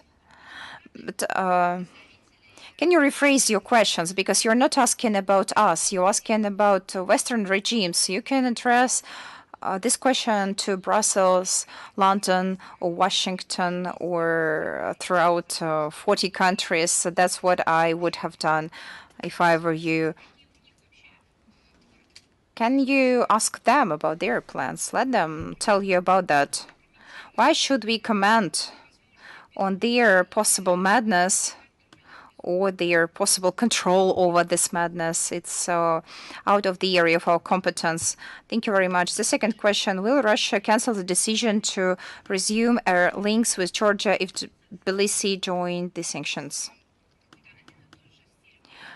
You're following the same line of questions. Those are hypothetical and provocative assumptions. First of all, we base our policy in accordance with the existing realities, and we not proceed from some hypothetical assumptions and commenting them as in public. Why would we do that? What's the meaning of that? Direct air communication is a reality. It's a reality that we have commented on many times. It has been done to facilitate contacts between the Georgian and Russian peoples. It's objectively in the interest of ordinary people, though I don't like the division into ordinary people and the others, but still it's socially applicable. I believe personally that all people are equal.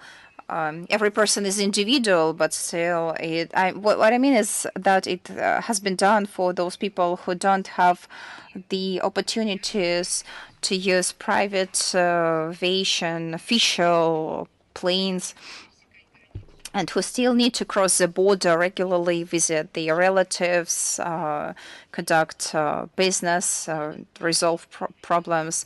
Those were not just separate requests, but that what has been asked for many times from both sides. The other thing is that some external forces do not like that. And you know what forces we're talking about. I also would like to highlight that we've heard a lot about these flights violating some bans.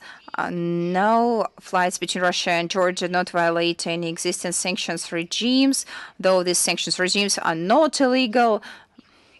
But still, if we take them into account as a reality, not as something legitimate, but as a reality, still, these flights do not violate them.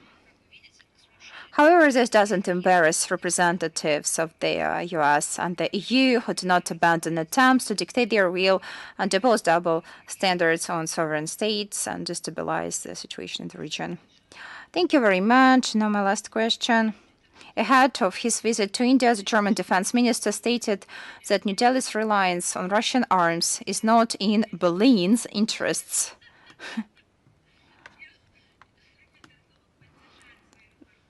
He also noted that Germany is ready to support its partners such as India and Indonesia, and hinted at the possibility of supplying submarines. That's a question regarding the blooming garden and jungles and the golden billion. Those are practical indexes and can be plight to assess this neo-colonial logic. India is not a colony of Germany. India is not a colony at all. There was a tragic period in the history of India when there were attempts by the British monarchy, the British Empire, to turn it into an appendix, but they were not able to do that. London wasn't able to put it on knees. And who were you talking about? The Minister of Defense of Germany. I can't even imagine what he's talking about. At the same time, we are aware of historic jealousy of Germany towards everyone who used to have colonies. Maybe that's what they consider the most important. Thank you very much. Do we have Moscow Baku with us? Yeah, good afternoon, Maria Vladimir. And you have already answered one of our questions, but to elaborate on the topic, I would like to say the following. The head of the Eurasian Economic Union, President of Armenia, said that new centers of the mission would be open in 3 more cities of the Republic of Armenia. How could you comment on this? Will it facilitate the appeasement and the stability in the region? I did not understand what centers, what opened will be opened where. New additional centers of the EU mission, according to the head of the mission, will be additionally placed in 3 different cities in Armenia. This information is not familiar to me. If you allow me, I will familiarize myself with this info. And what function, as for the functional responsibilities we're talking about, as for this, whether it be the settlement of the Nagorno-Karabakh situation, or does it have to do with some bilateral agreements which have nothing to do with other countries? If you allow me, I will familiarize myself some more with the topic, because I don't have any details right now which I could answer to you.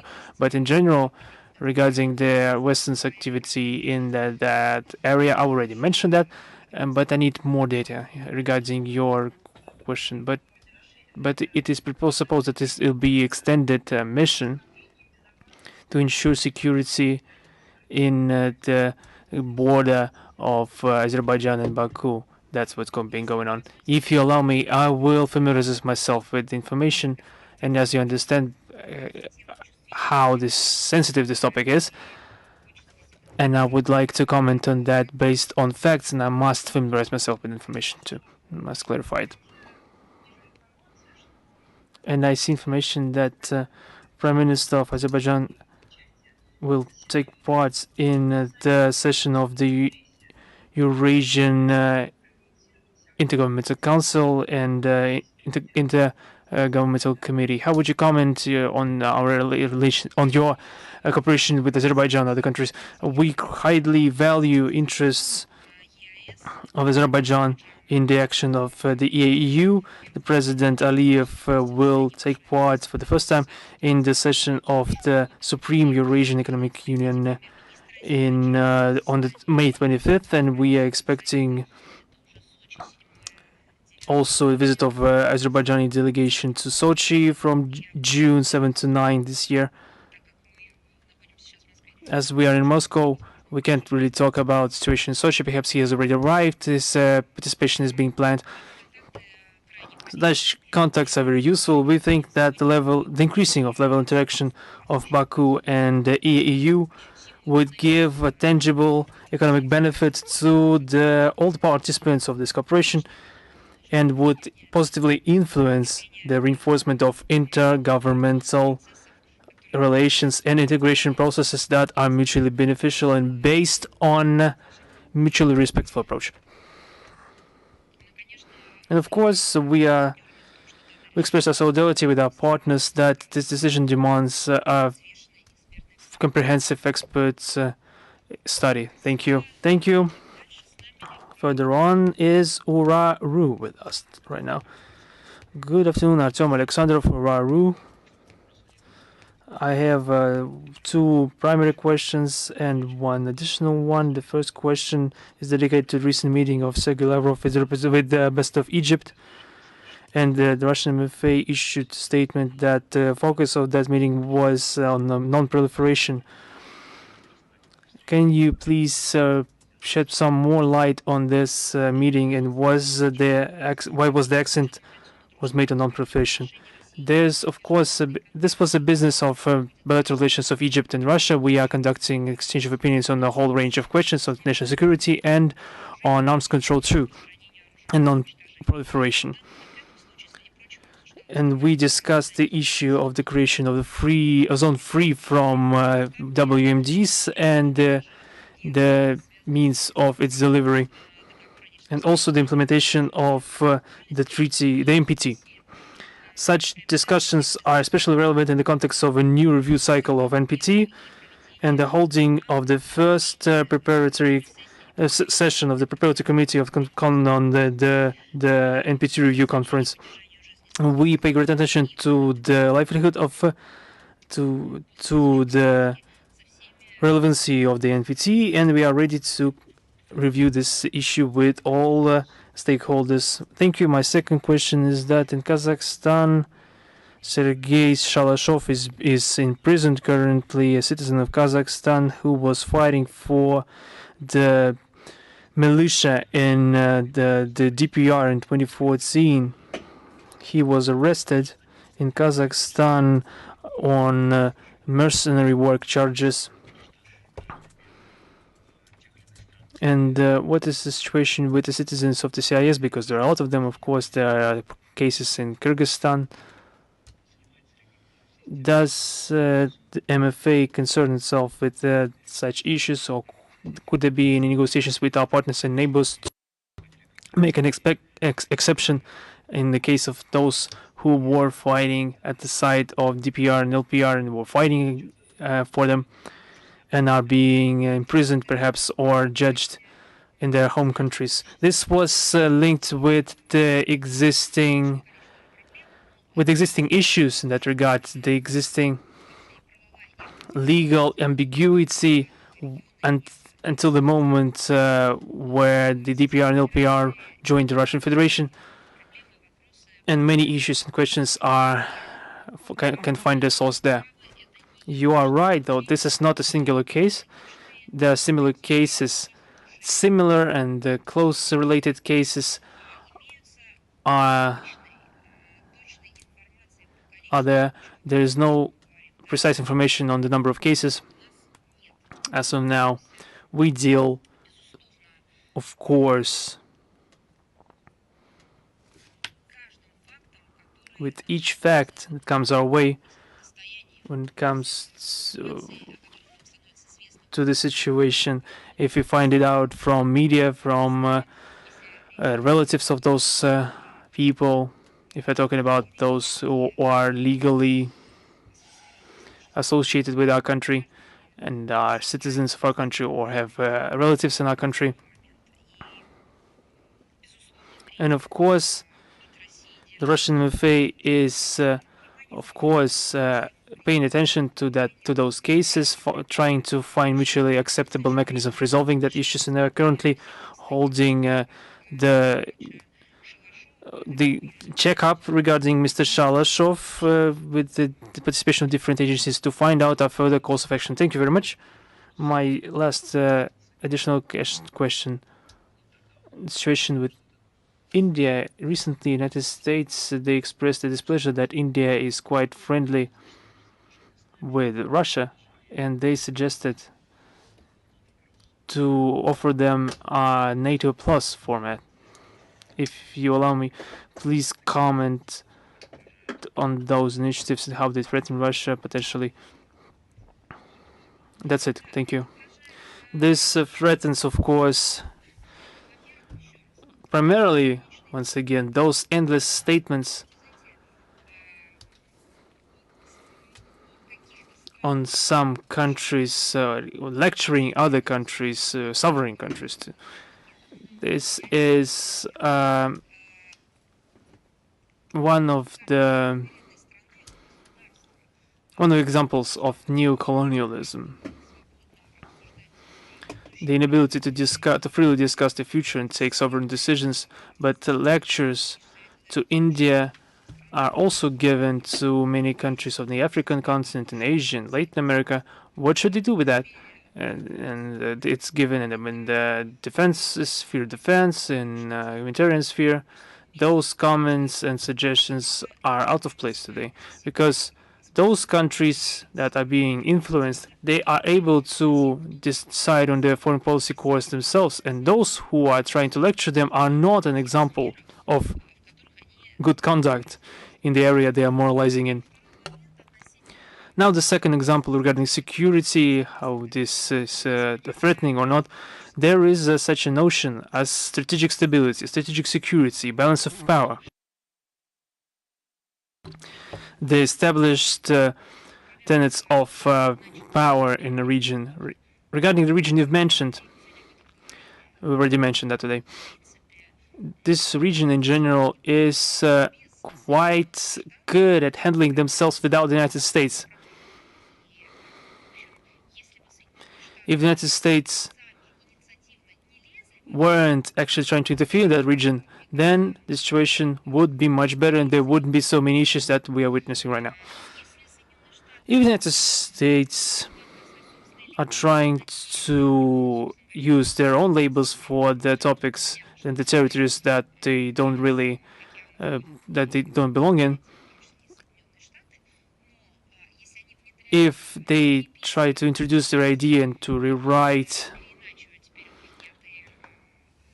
the idea of the Asia-Pacific region, now they don't speak of Asia-Pacific region, they're talking about the Indo-Pacific region. If they're trying to change the layout of those regions without asking for the countries that are situated there, by posing them their models, we know how this all ends. This ends in catastrophe, or at least the destabilization of the situation, or some bloody circumstances. This violates the order of things that was self-sufficient before that, and was able to give answers to the internal issues, and the countries were able to handle themselves. And the situation in that region today is part of their overarching logic on the expansion and export, as they call it, export of democracy, which is essentially, in fact, export of chaos abroad. Thank you so much. Now, further on is no more questions from Maru, right? No more questions, right? Tverskaya 13 now. Do you have the floor? Good afternoon, Madam Zakharova. How would you comment on the threats by Vladimir Zelensky to the Russian servicemen in Transnistria region? He told him if they want to live, they will leave. I already mentioned that today. This is the logic, the classic logic of international terrorist cell. That's how international terrorists think. That's the paradigm they are acting in. The statement of Zelensky is unveiling the aggressive course of the Kiev regime, which is already threatening neighboring countries. The appetites are growing.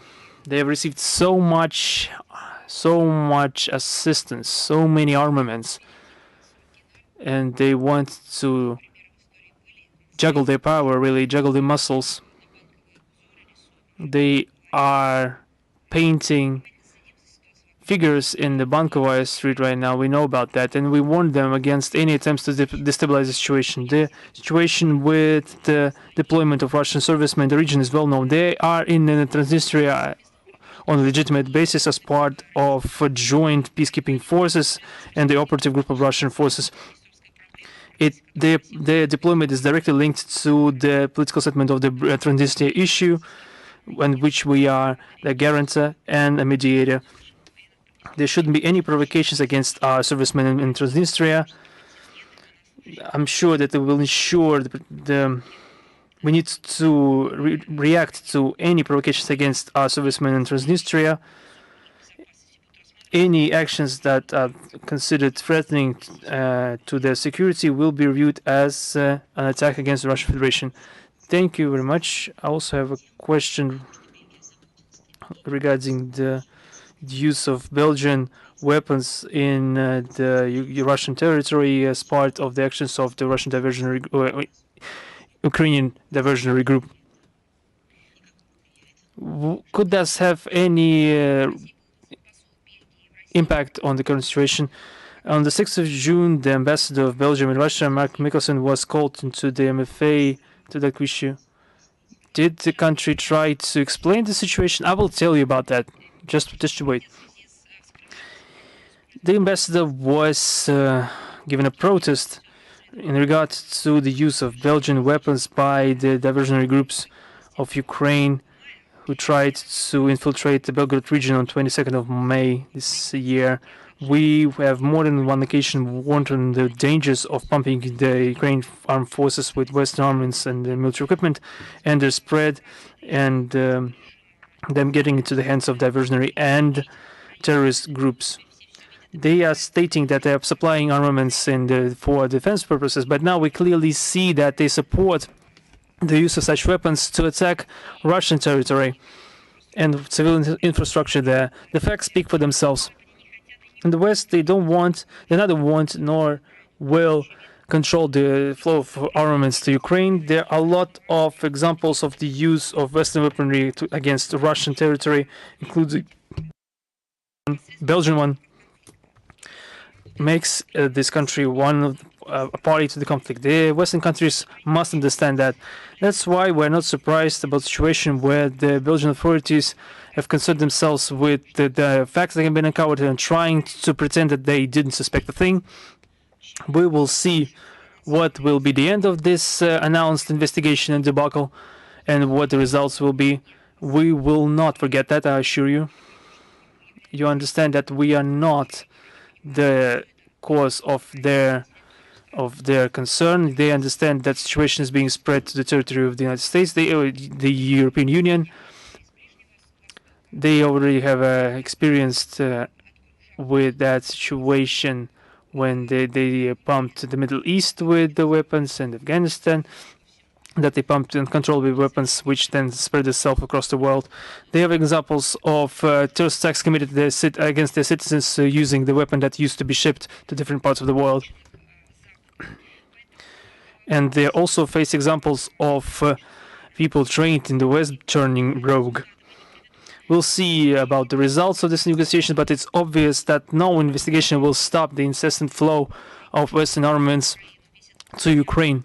All this theater, this spectacle is intended for the internal consumption in Belgium, who are being fooled to justify the further pumping of weapons of the Kiev regime, which is being done at their expense, essentially. Once again, there are no illusions regarding the transparency of those investigations. But the Belgian leadership, Belgian authorities, have a chance to have a legitimacy in that situation, just by judging their own internal security. I think they have a chance to redeem themselves. Thank you so much for your answer. Thank you. Is Moscow Post with us? Yes. Good afternoon. We have 3 questions. The first concerns the issue of Northern Europe and the United Kingdom. There was a statement that the work of Russian foreign missions will be reformatted on that issue.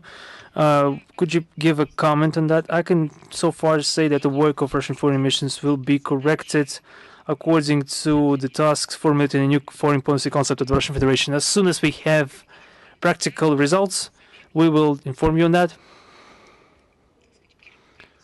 on the correction of the work of the Russian foreign missions. But so far, this is all be a work in progress. Thank you. My second question, Bloomberg and Financial Times have at the same time expressed their concerns regarding the Arctic region issues and the relations of countries of the West with Russia in the Arctic Council. They say that Russia is practically excluded from the council. It could actually increase the influence of the Arctic Council, and it can increase the influence of Russia in the Arctic. How would you comment on that? I would like to say Russia wasn't excluded from the Arctic Council. The participation has been frozen, but we are still part of the Arctic Council. On the 11th of May, we have ended the program of the 2-year chairmanship of the organization, which confirmed the self-sufficiency of our potential in the Arctic. That should be understood by everyone who tries to isolate Russia. And I would like to say that full-fledged multilateral cooperation in the polar region without Russian Federation is a nonsensical situation because we are the biggest Arctic state. Such cooperation would be impossible without us. It's as if that's similar to the situation when you exclude Russia from the G8. G8 completely loses any sense. If they continues their deliberations without us, this will have no sense. This will not be continuing the same spirit of work that was enshrined into it, laid the foundation of this work initially. So our decision depends on their actions. Thanks. I understand that. My last question. IAEA Director General Rafael Grossi offered 5 conditions to ensure the safety of the Zaporizhia power plant. At the same time, he is not ready to admit that the shelling of the plant is carried out by the Ukrainian armed forces. The story of uncertainty has been going on for many months. What solution can be found to protect the nuclear power plant from shelling?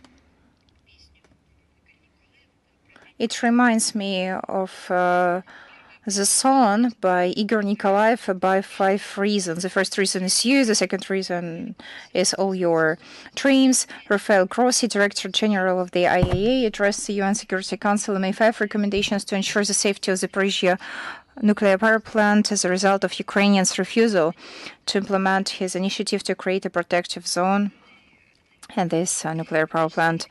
In fact, the recommendations of IAEA Director General are based on the provisions of this initiative. Generally, they are consistent with our approaches, including with regard to how the safety of the plant should be guaranteed. Russia has never stationed military contingents or military equipment designed for offensive actions on the territory of the plant. It doesn't plan to do so. Only those forces that are necessary to protect the plant from Ukrainian attacks are there, as well as to eliminate their possible consequences. During the meeting of the UN Security Council, the recommendations of Grossi were rejected by Ukraine. Ukraine tried to twist them and dictate its terms, which once again demonstrated the aim of Kyiv to continue the provocation against the Zaporizhia nuclear power plant. In light of the IAEA Director General's recommendations, we intend to protect the site in such a way as to prevent Kyiv and the collective West supporting it from violating them. Russia will respond extremely harshly to any attacks by Ukraine against the Zaporizhia nuclear power plant, its critical infrastructure, including the plant's power supply lines, as well as the city of Energodar, where nuclear power plant employees and members and families reside. Thank you very much. Thank you.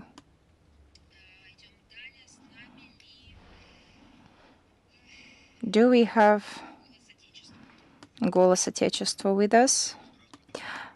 Yeah, good evening, Maria Vladimirovna. Good afternoon. Recently, Sergei Lavrov, in one of his statements, has said that interest is completely under control of the United States. He said also that we must put an end to this monopoly and democratize its management. How does the Russian Foreign Ministry see this possibility? What will the structure of internet be in a multipolar world?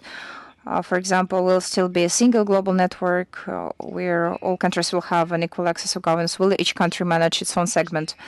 You know, it's obvious that the U.S. cannot control the whole the internet because it's like an outer space or subculture. It cannot be under an entire control of one single nation. They can't control even any segments. They say that they solely control a great number of technological platforms that have been promoted for many years under the disguise of peaceful civilian initiatives for friendship and communication between people. At the same time, they try to introduce a lot of technological devices in order to control the users all over the world and the governments of sovereign states. Thus, a lot of parts of the technological basis of the internet are under control of the United States. The second thing is that the U.S. has failed as they have proclaimed themselves, a fair promoter of selfless, honest, and transparent benefit for the prosperity of the whole world. The U.S. has failed its mission. Did they initially know that they will use not transparent, illegal, illegitimate tools while managing this space, not only in the framework of their country or outside of it, or they just change their policy along the way? I don't know that. It's a question to be addressed to political scientists and historians. According to Edward Snowden's and WikiLeaks materials, there were two simultaneous processes. Maybe not, it wasn't planned initially, but for many years it was being developed as a system to control the internet. The third thing is that it is obvious that for many years, a lot of countries claimed that they couldn't control internet or even just restrain an external control over their own information area. They started to develop their own legal framework and their own technological basis, but not all the countries have such means and capabilities. That's why a number of initiatives were developed. And on the Russian side as well, Russia has initiated a number of proposals at international platforms in order to establish a transparent, fair, and democratic governance of this area without dividing countries into blooming garden and jungles. So the golden billion and people in control. And this all is blocked by secret services, IT giants, the political establishment of Western countries. And another thing that we need to bear in mind is the division of the internet into national groups. I'd like to reiterate that not every country can protect itself legally and technologically, but those countries who can do that actively benefit from this tendency, because this willingness of the United States not only to dominate, but to control everything and to repress all the tendencies that they dislike are opposed by many countries, and this tendency will only become stronger. I think that the chance that our planet had to establish a single, united information space hasn't been used yet, but at least I can say that the U.S. has played a trick on everyone. The U.S. has tried to spoil the process and undermine the belief that a single information space can be established and that it's possible to live in a single information environment. I believe that by their actions and while by their violation of their own legislation, international law, and the legislation of other countries, they spoiled everything. It's just surprising how one country can provide the world with enormous opportunities, and at the same time, it can undertake mad actions and to undermine these opportunities. Thank you. Do we have соотечественники together вместе?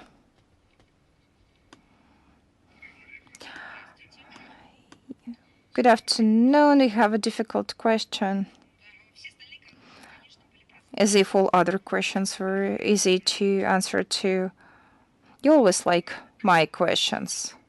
Maybe my colleagues are more complicated. On the occasion of Russian Language Day and Russia Day, and discussions in networks, including those abroad recently, there have been claims that one shouldn't accuse other countries of having left the USSR. Russia also left the Soviet Union. That is, it was involved in the disintegration of the USSR. The day before yesterday, the press conference on the unity of the Russian nation is a guarantee of national security. The Moscow News Center, Russia Сегодня, there was also a question which contains a statement that Russia withdrew from the Soviet Union. This is an extremely important position from being theoretical. The Russian Federation is a hair of the USSR, and in this there is a connection, not to break, with the Soviet Union. How does the Foreign Ministry of Russia interpret this question? Do you think the statement that Russia has withdrawn from the USSR is correct? You know, there are several dimensions to this question. The first one is legal.